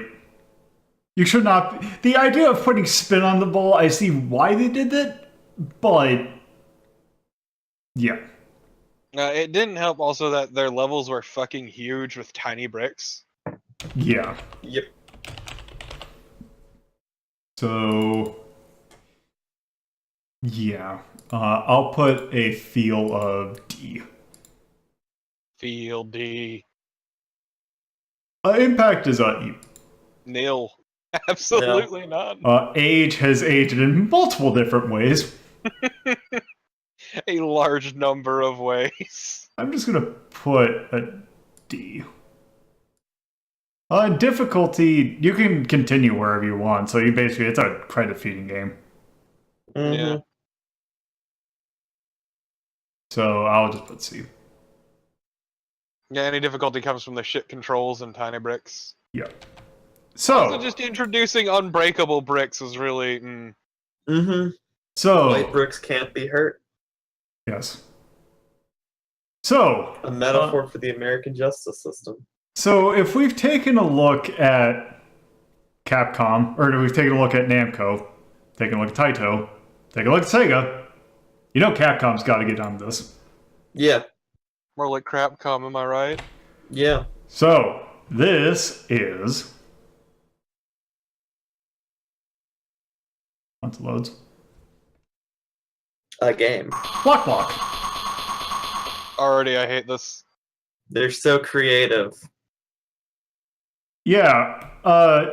Also... Oh, sweet Jesus. Yeah. This looks busy as all hell. Something about the color palette I really don't care for. Yeah. This carpet in the background, this Persian rug. Yeah, why don't I just go ahead and start? But more it doesn't look importantly, that bad to the me. sound effects sound Carnival. terrible. The sound is awful, yes, but Okay. Also, mind you, my problem with the Oh. mind you, my problem with the So sound, the colors are. you know just, what? Everything looks like. You know what Breakout needed? A What? hunger mechanic. Wait, Wait. what? You see that counter in the bottom left that says 9 right now? Yeah. Let me hit the ball again. You see how it goes down every time that I hit the ball? Yeah. Oh. If that counter goes to 0, my paddle shrinks. Hungry like the paddle. Also, yeah, Frank makes a valid argument. In some of the levels, there are bricks behind the paddle.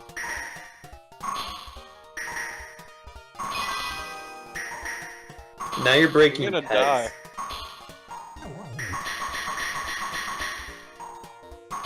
Also, it's that Can you thing. eventually lose? What? What is that? What does that do? It hit an E. I see it. It's gonna spell extend eventually. Yep, and then I'll get an great. extra life if it spells out extend. Why does your paddle need to eat? That's really weird and kind of gross. It's made of goo, look at it. It's clearly sentient. Ah, it's one of my people. Yeah. Yes. This is like if you were throwing a tennis ball at Topo's head over and over. If you did, you would die. Comes back much more powerful Oh. than you threw it, and you will die horribly. No, it suddenly turns into a rock and hits you in the forehead. I was just saying I would kill the person. With a rock. With my own 2 hands, actually. It's a lot simpler than that. Mm-hmm.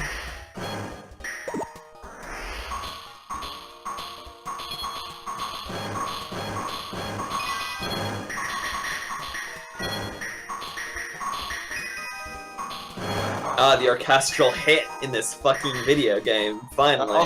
Also, I appreciate that little trap right behind your paddle.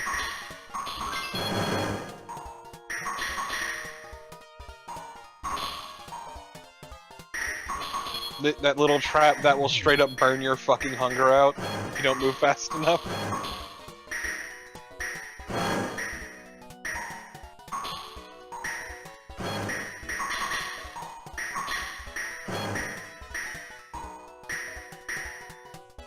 Why did they think they needed the orchestral hit? They're trying something new. Fair. Bong.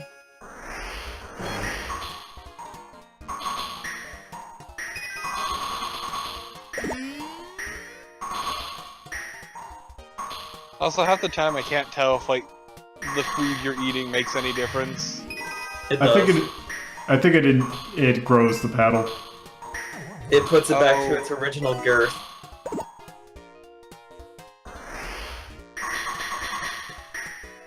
Oh, Behold my paddle girth. Mm-hmm. My girthy paddle.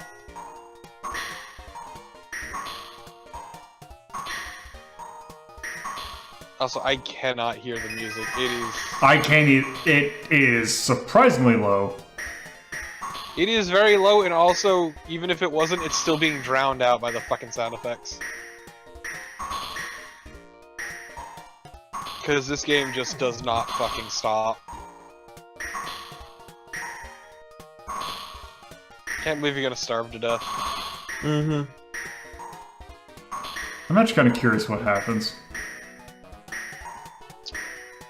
You might just find out. Oh, nope. Never mind. I mean, it clearly got out of the pool. It's just shrinkage. So yeah, remember that thing Yeah.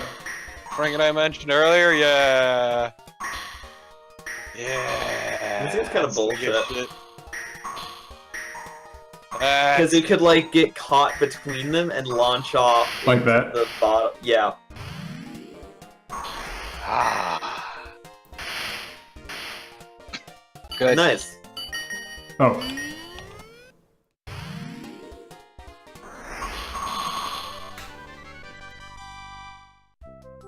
Oh. Oh, what?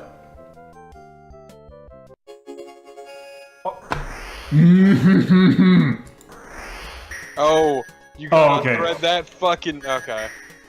That's still bullshit, but still. It looked like you had to thread the needle, and I was very deeply worried. Games will do that. That is very much an Arkanoid move to make those gold bricks. Now I'm just picturing in my head the video of Deceased Crab smashing his copy of Arkanoid DS with a hammer because of gold bricks. I know very little of Deceased Crab, but that does sound like a Deceased Crab thing.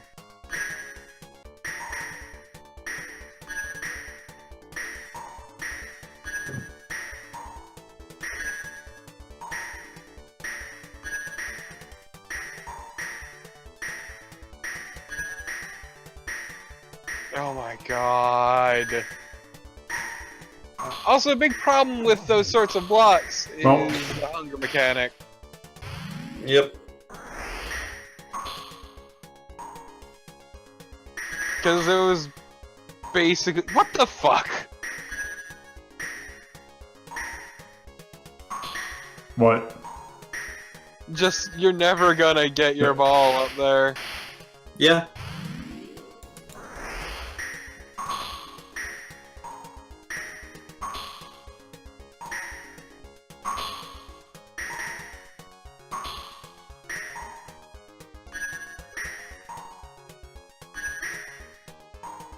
Like, it's very clear that you needed to have threaded the needle somehow Oh. to actually done anything well in this level.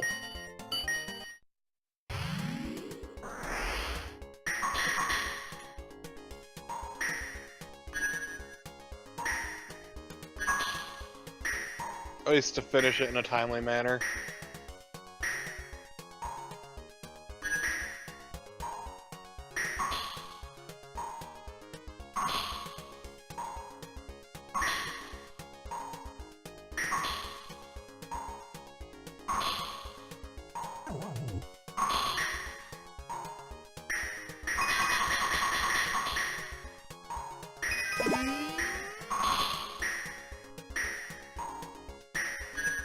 This stage sucks. You don't fucking say.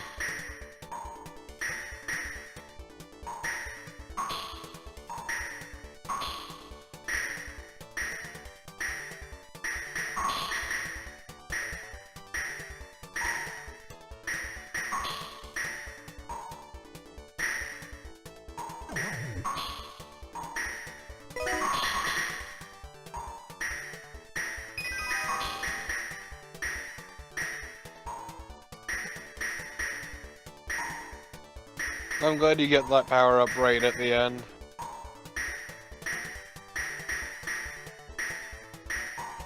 God, you are really good at this. Like, I am impressed at your ability to dance around that one fucking brick. There we go. Yeah, no, it's crazy. Okay. Oh, hey. God damn it, Lola. God damn it, Lola.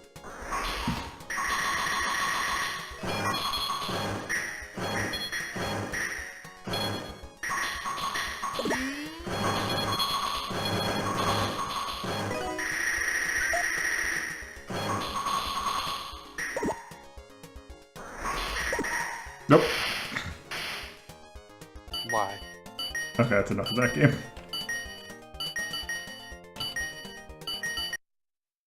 Okay, yeah, that was block.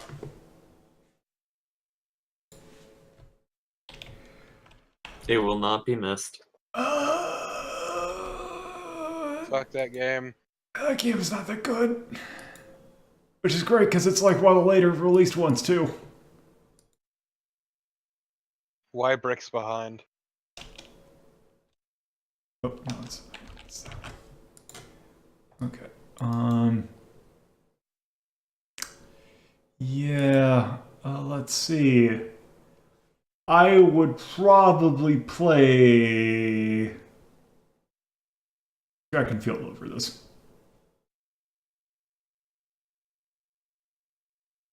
Yeah. Yeah, that sounds right.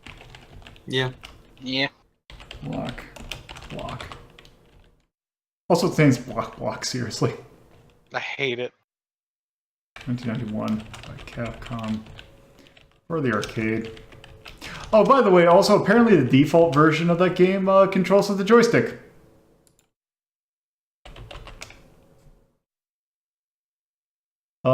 Tone. It doesn't have one. I think. It's null. Yeah.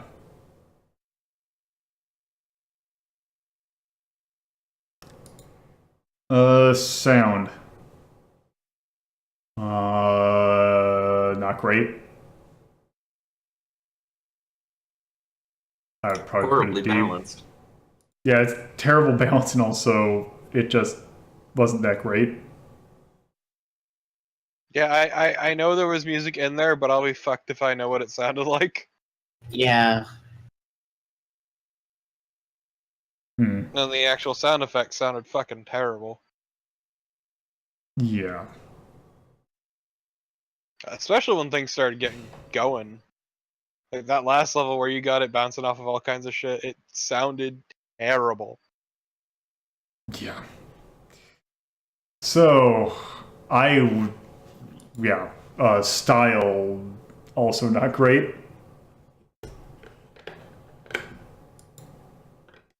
Nah, it's kind of ugly. Probably go deep. Feel. Why does it have a hunger mechanic? Why does a Breakout game have a hunger mechanic? I would also say, and Experimentation. also bricks behind you, which is not a good thing. Yeah, I can't believe that Block inspired Rust with its hunger mechanics. Yeah, so this game, that also gets a D. Impact. Nope. Age. I'd also probably say D. And difficulty, why not? And actually, you know what? It appeared on Capcom compilation, so this game's a full D. This game gets the full D. Yeah. So yes. Okay. So Dude. for our last game, we're going to take a look at. This is Konami's stab at it. This is not an arcade game, though. It will be very apparent what console this is for when it loads. Ooh. I want to believe. So this is a... Come on, you can do it. Hopefully not too terribly loud. Because this is a... Go on. MS-DOS. Ah. This is a Famicom Disk System game.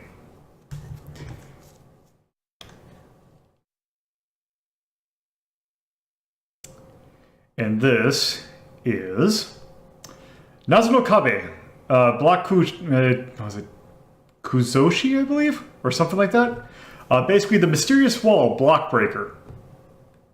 It is a very early Famicom Disk System game. Same year that it came out. It came out specifically December 13th, which the time it came out actually plays a little bit of importance in this game in one very specific segment. Let's go ahead and start.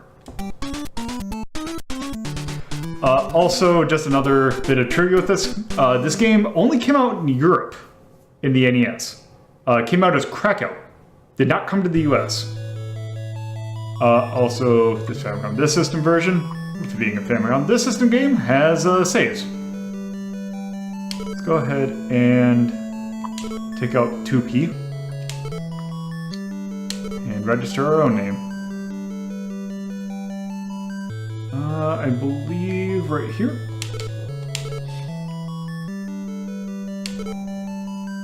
And let's go ahead and start.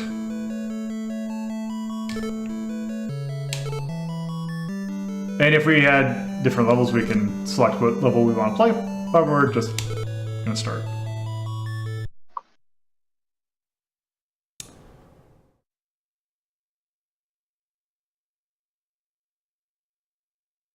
Start off in the cubic zone.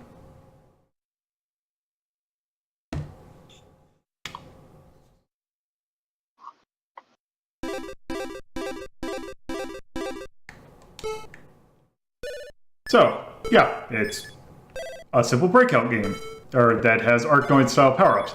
However, they made one different thing in regards to getting your power-ups. Whereas most block breakers, or like most Arkanoid clones, have the bricks carry the power-ups. This one that has the enemies carry them.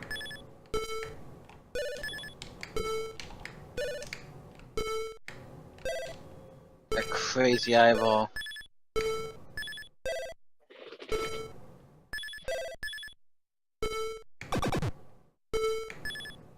Hell yeah, killed the eyeball.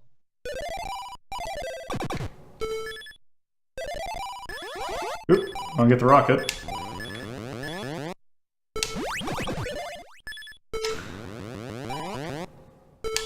So the thing with the rocket is that you actually choose when it detonates.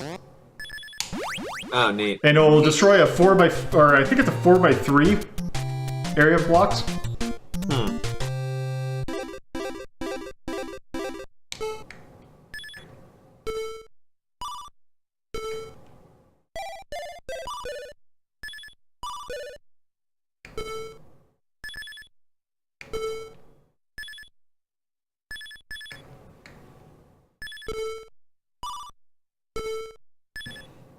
So we've killed the eyeballs, we've moved on to lips now, apparently. You're killing the various parts of Dracula. Ah, I see. So this is what Simon was doing in Castlevania 2. Where's his nose? Skip the nose. Dracula doesn't have a nose. Oh. The Krillin. Of course, you may ask, if he doesn't have a nose, how does he smell? Terrible. Terrible.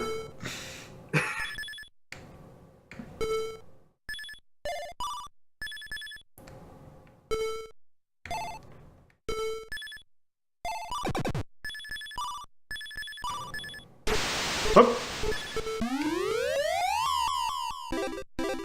And that was Konami Man. I see. Also, Just doing a diving headbutt right into you.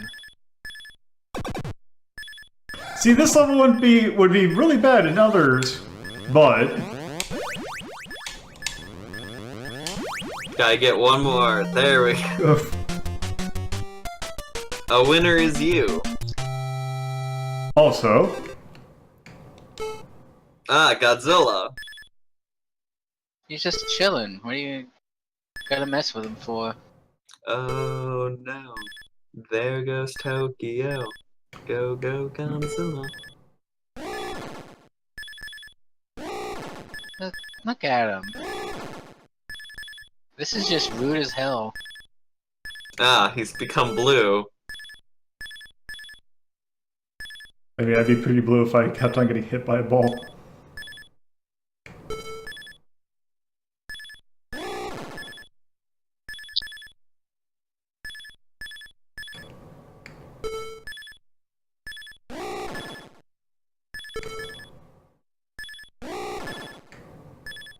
So yeah, some of these stages will have these things, which are the dinosaurs, Boss fight time. which you have to kill in order to complete the stage.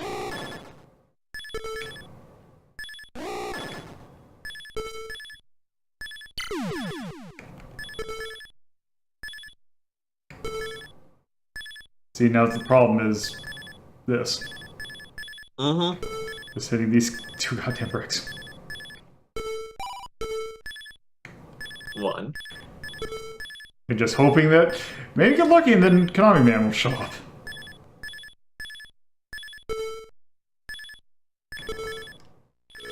Or, okay, you know. Wherefore art thou, Konami Man? Damn it.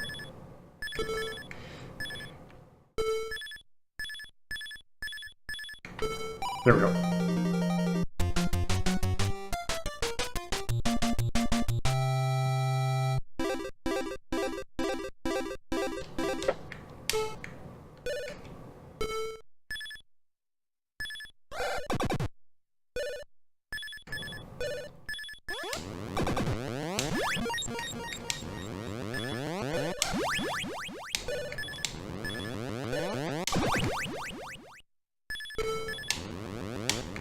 Whoop. So many rockets.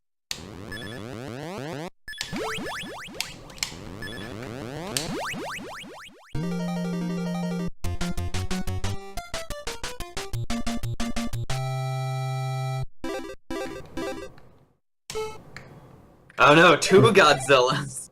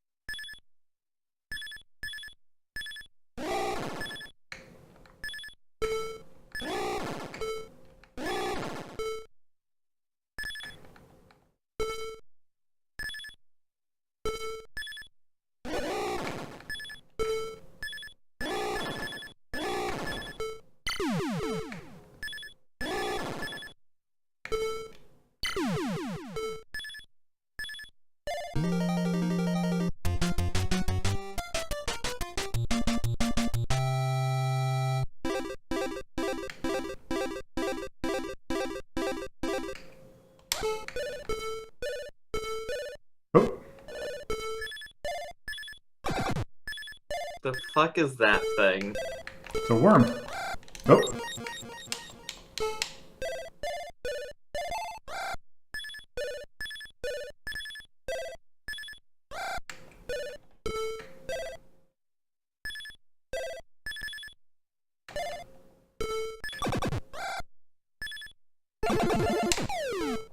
Okay, so this is this game's take on the whole multiple thing. The theme in this game is the fact that you need to keep track of the Red Bull. Hardcore. Because you can let the white ball go, or like disappear as many times and you can just launch it again, but if you let the red ball go, then it's a life lost. Also, this power-up's pretty good. I don't have a chance to show it.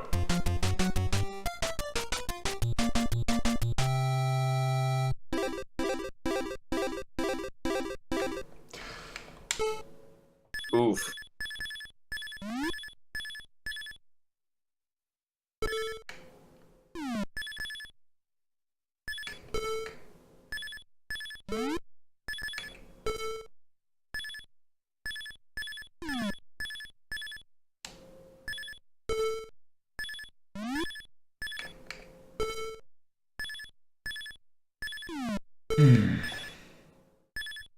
You'll get it eventually, I'm sure. Just completely avoiding it. Getting so close. Almost.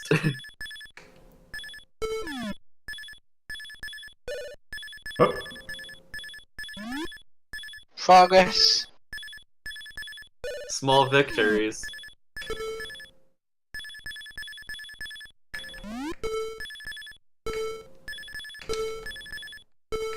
These levels really are just designed to test your patience, it seems. Pretty much. Rip.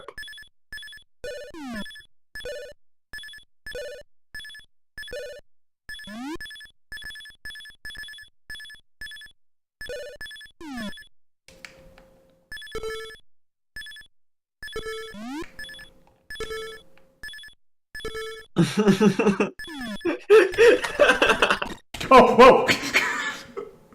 Okay, find out how it shoots off. I think it's the... Oh. No, it just... Oh.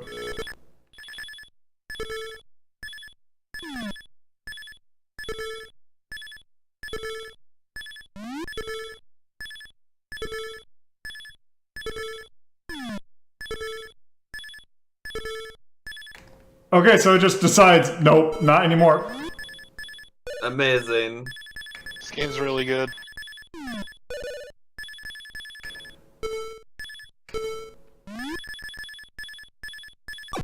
Whoa! Hidden rockets.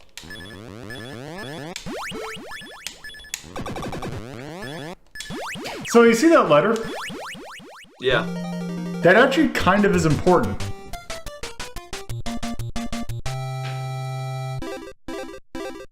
At the end of the game, there is a password that you can only decipher or get if you take all the letters that you can find and make a message out of them. And the message is drink your Ovaltine. Practically.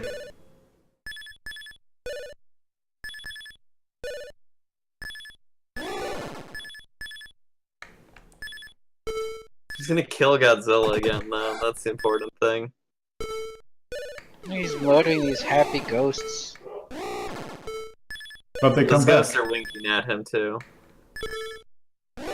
They're seductive ghosts. Never again. Ghost with a boner. Oh god damn it. I can't believe there's a Ghostbusters cameo in this. No, that's just a ghost that sucks off a boner. That's what I meant. I was trying to be coy with it. Yeah, you forget who you're around. These ghosts are doing a distinct lack of. Oh, so here's what that one thing does. I mean, let's be real, Rhythm, they do suck pretty hard. Yeah.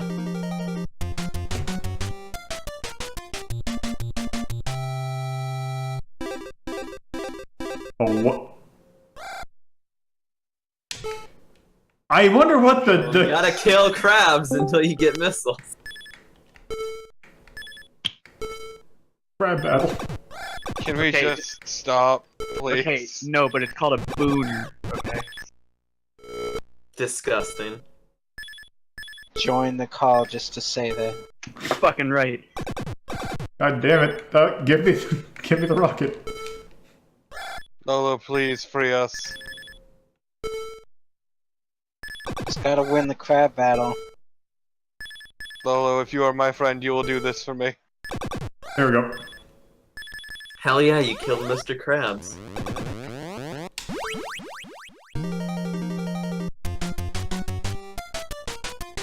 They have a shampoo that takes care of that. More crabs.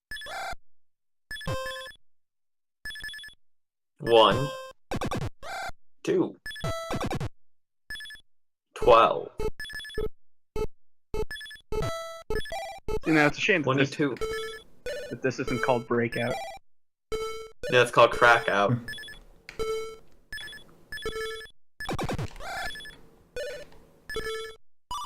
I feel like that name would be more apropos, given the enemies we're fighting. There we go. More like Crab Out, am I right? Oh, Okay, you better make it 69. Yeah, do that. You don't do that, Lolo. You are banned. Do it. Unless you're banning me for my own thing. Fucking hurt me. What? 54.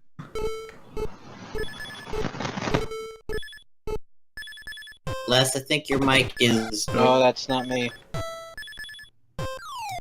66. no. 67. Seven. Ah! You Yeah, bastard! fucked it! That's it. You're banned from your own stream.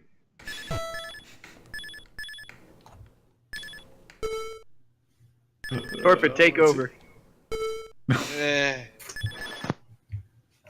Episode over. Shatter. Just play that for the rest of the episode. You and your shatter addiction.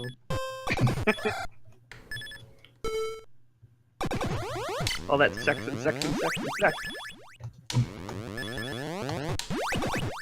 Come on, somebody's got to get a Rolling Stones reference. There we go. All I know is that a Okay, Rolling thank you. Stone gathers no moss.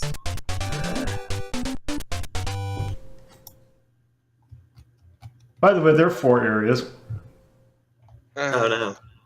So why don't we just go ahead and I do... want to see what this like. Oh god, what am I looking at? Yeah. Also, actually, how about we do this?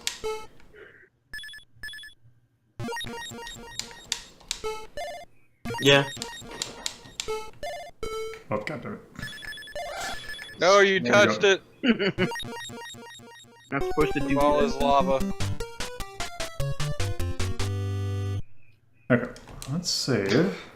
It's a pretty jaunty game over song. Just when do I get a breakout clone where I have to hover hand the ball forever? Okay, so let's... How about we do this? Then... Oh, no.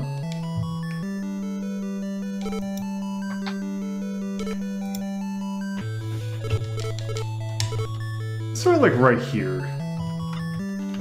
Because we haven't seen endgame of a breakout game yet, so...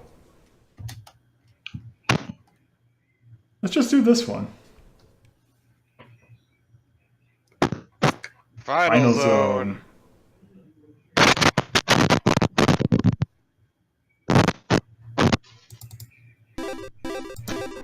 Okay, let's see what... Oh, hey, they're wearing outfits. Oh, and there's more It's heads. just on vacation. And the more heads killing smiling.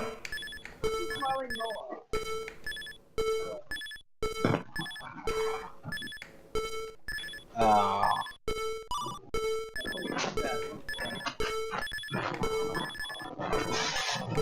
Also, Just gonna.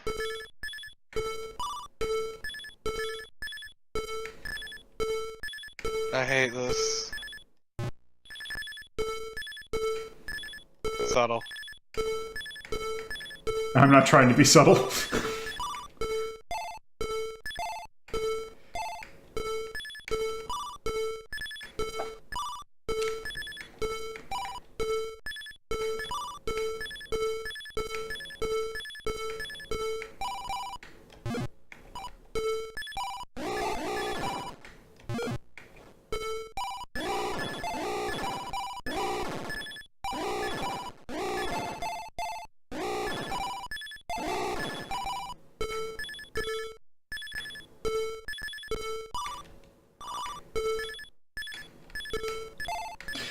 And sometimes it seems like the ball goes in really weird angles. Mm-hmm. Okay, so I just noticed the side bits. And what's even weirder is I noticed that one of them has a smile, but only one. Yes. Only one of them There's is a happy reason to for be that. here. No, there's 2 of them actually. You take a look at the left. Third Oh down. no. Yeah, see, the one I saw was on the left. Oh, okay, I see the one on the right, yeah.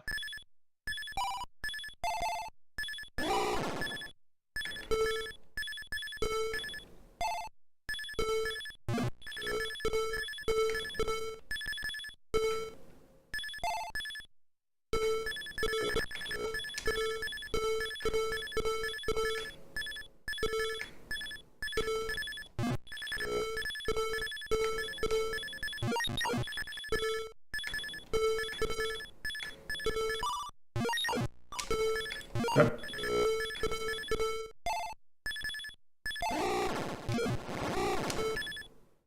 Oh my god, you hit him in the fucking balls.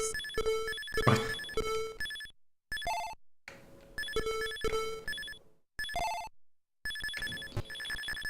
on. Don't do it.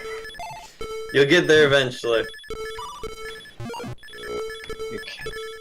Ah. End it.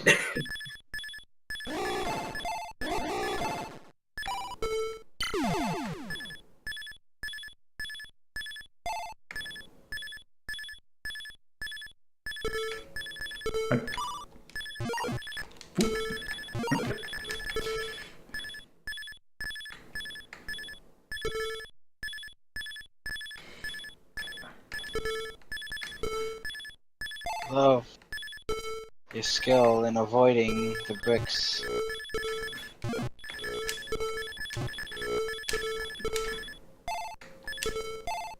It's Lolo's one of his many talents. It's about dexterity. It's just not being good at dexterity. Just being really good at rolling a 1. Yeah. God damn it. You know, I'm just letting Never have to make a dexterity check if you don't move from a spot, though.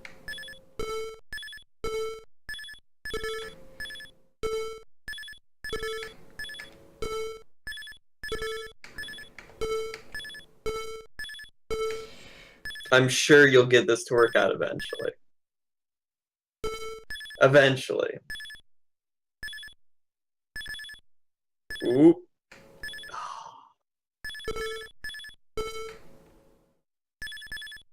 Soon we'll be free of this.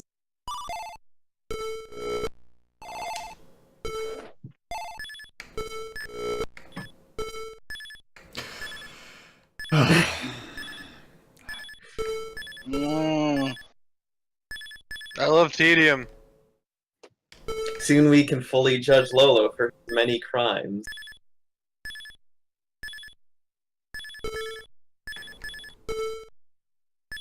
There we go.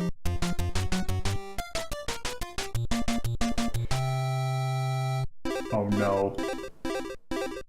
You gotta thread the needle. Oh. Thread that fucking needle. Or just get a rocket power up and say Ah, fuck it's it. a Lolo fish. What? Ah! It Ah! looks like Lolo the puzzle. Oh. Okay. Oh, I see it.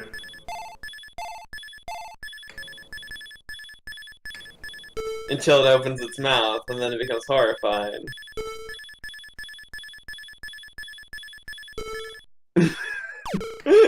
Oh. Ah! Maybe Breakout What was a a rude mistake. fish! Maybe dedicating a whole episode to Breakout was a mistake. Cut. These fish! Lolo, please, you are literally killing me.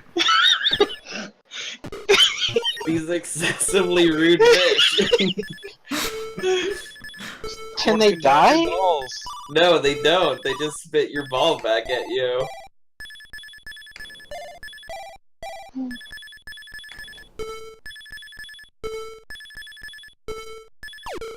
Also, good fucking luck getting back into that middle section.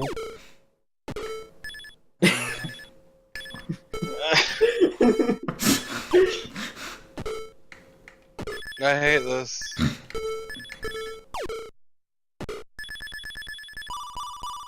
Ooh, the fish helped you there. Okay, now we have another problem. Oh, good. Oh no. No, God just damn it. completely avoid it. Oh, here it goes. It's an even longer loop. You just have to wait for it to randomly decide to shoot off in a random direction.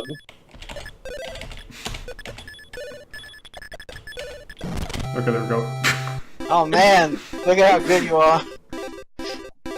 The game plays itself after a while. It's Okay, amazing. seriously, fuck Oh, this look! Lolo. What the fuck?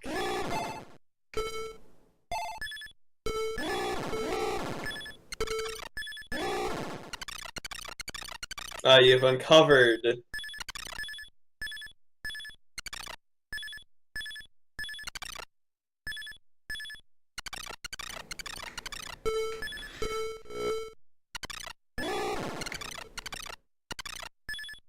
Why are we still doing this, Lolo? Because Because he likes to torment us. Because he's gotta fill a time slot. Yeah. well, I'm trying to.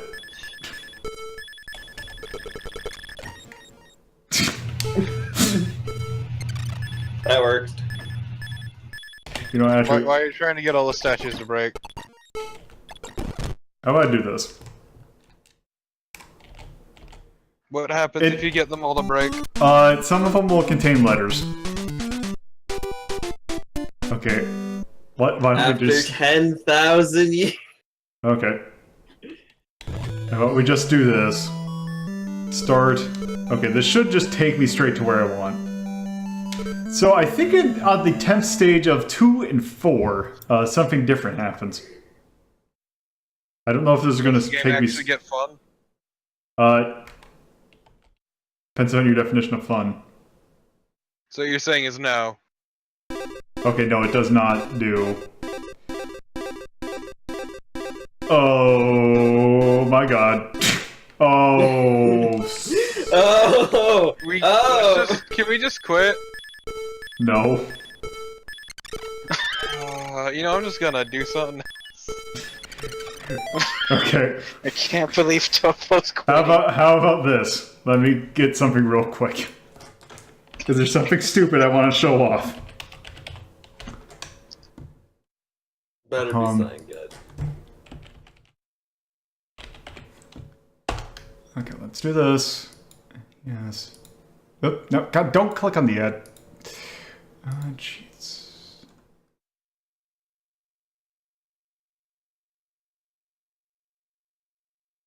So we're gonna do this real quick.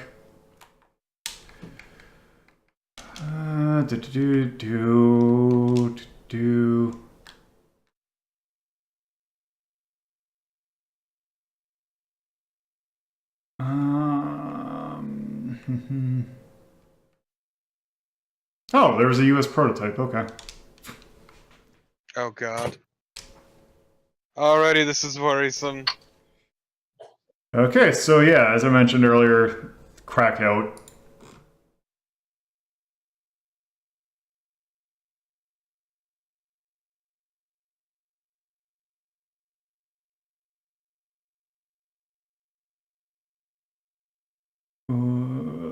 Once it loads.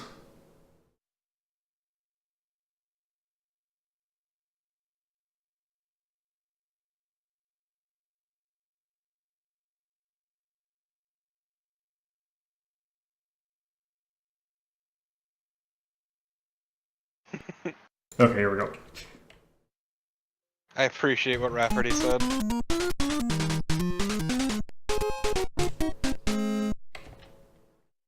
One sec.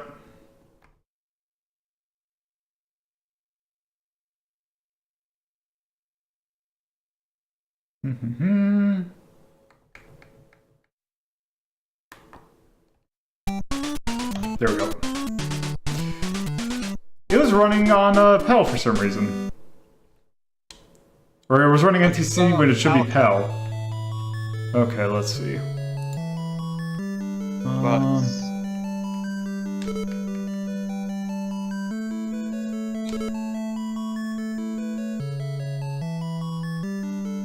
Is that a B or... I need to move this up here. Okay, so N... O... B... C... Nope. C... 3...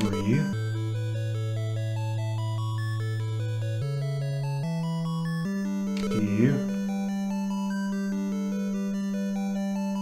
W...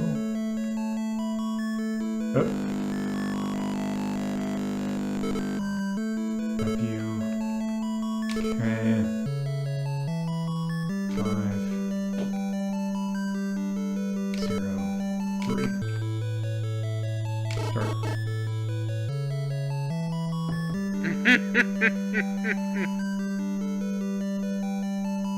Oh, the man. goddamn period in the center. That's wondering why it was a character short. Let's try this. L.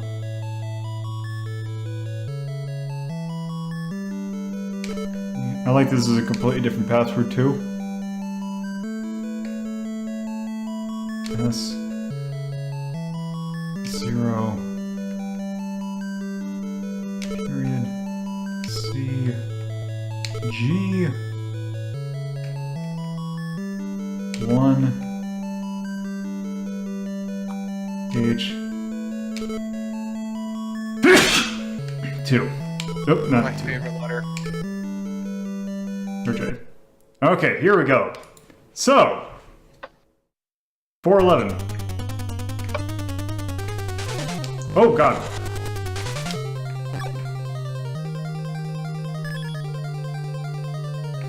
Yeah, so there's boss fights. I just like the shitty visualizer on the side. Which, by the way, if you let that thing hit you 3 times, you just straight up die and lose all your lives. Amazing.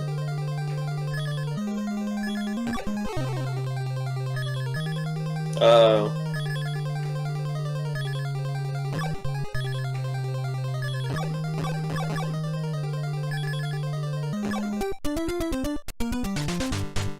Okay, there we go. Stunning. Okay, so remember when I said this game came out December 13th?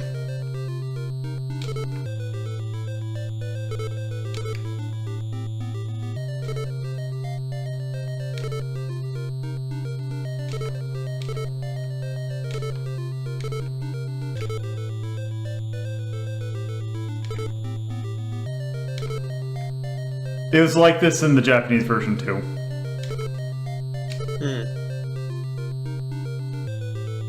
Merry Christmas.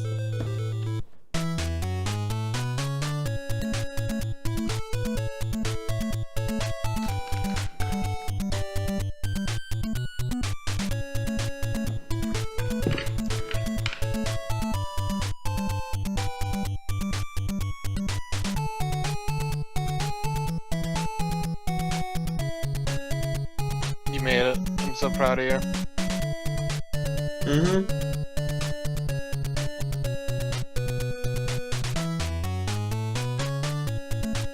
A master of the game, my ass. Oh, we know that that's not Lolo. Look at that thing. Congratulations.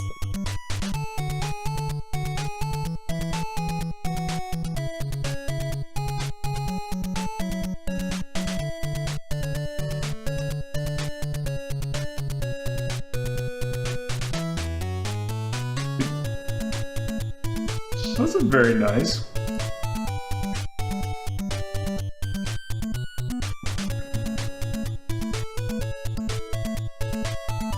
I want to say that in the Japanese version, this is probably the staff. You're stunning.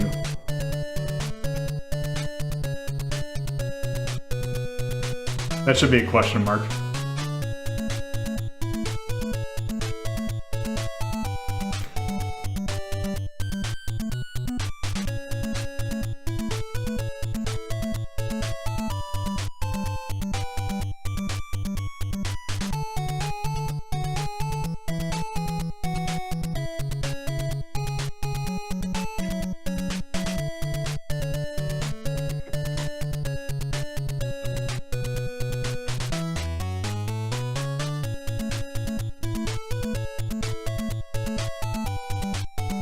Okay, how long does this go for?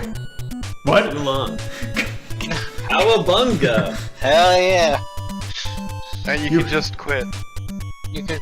No, I need to see this to the end. You really don't! Yes. He really likes tormenting us. He needs to read lies.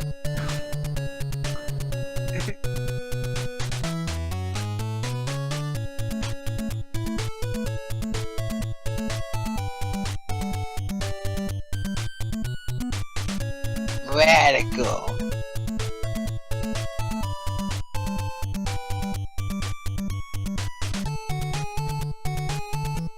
What? You whiz kid. No!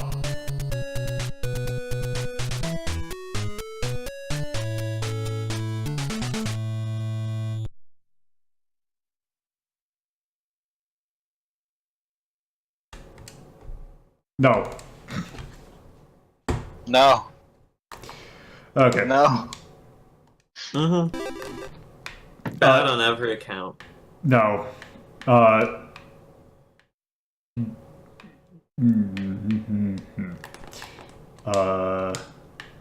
me put that. Okay, so yes.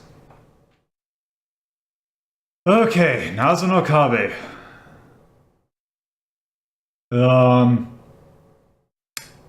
Fuck it.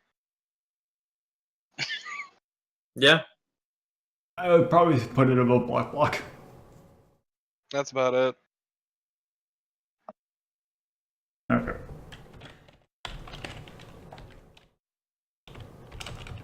Nazo, no, Kabe. Not Kabe. 33. 1986 by Konami for the FDS. Block. How would you like the style of that? Terrible. Well, or tone rather. Dreadful. Atonal? Probably. Miserable. Okay, sound. Existing? Bad. I like the D. soundtrack a bit. Wasn't The too mu- bad of a soundtrack. The music itself was fine. The fact that they kind of lacked it in games kind of annoying. Sound effects could get pretty annoying after a while. Yeah. So, C or D? I'm thinking probably closer to C. Mm. Style. It was trying to be cute. Whether or not it succeeded. I don't know. Some levels like really hurt the eyes to look at. I don't know. Yeah. It was. I found it relatively just inoffensive, and that's probably the nicest thing I can say about it. Yeah, I'm I'd thinking say kind of C. C territory. Feel. Not great. It had that problem that Alleyway had where the angles got really bad. So I'll say D actually. Impact. This really did not have any impact at all. Yep. I guess you could say it really wasn't a breakout title. No, it wasn't. Age. This one is aged pretty well, or pretty bad. Mm. So I'll say D as well. Difficulty. Let's just put that there. That got stupid at the end.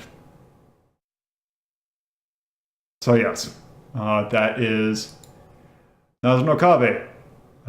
It is certainly a game.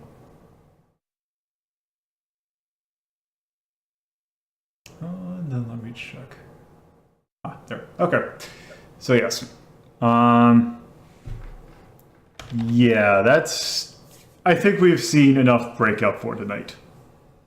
Yeah. So I'm going to call that episode right there. So thank you all for watching and have a good night. Bye. If you would like to keep up to date with Retro Rank Rhapsody, you can follow me on Twitter at LoloThePuzzlo, or join my Discord server by going to the URL discord.ldp.life. Thank you for watching, and I hope you stop by again.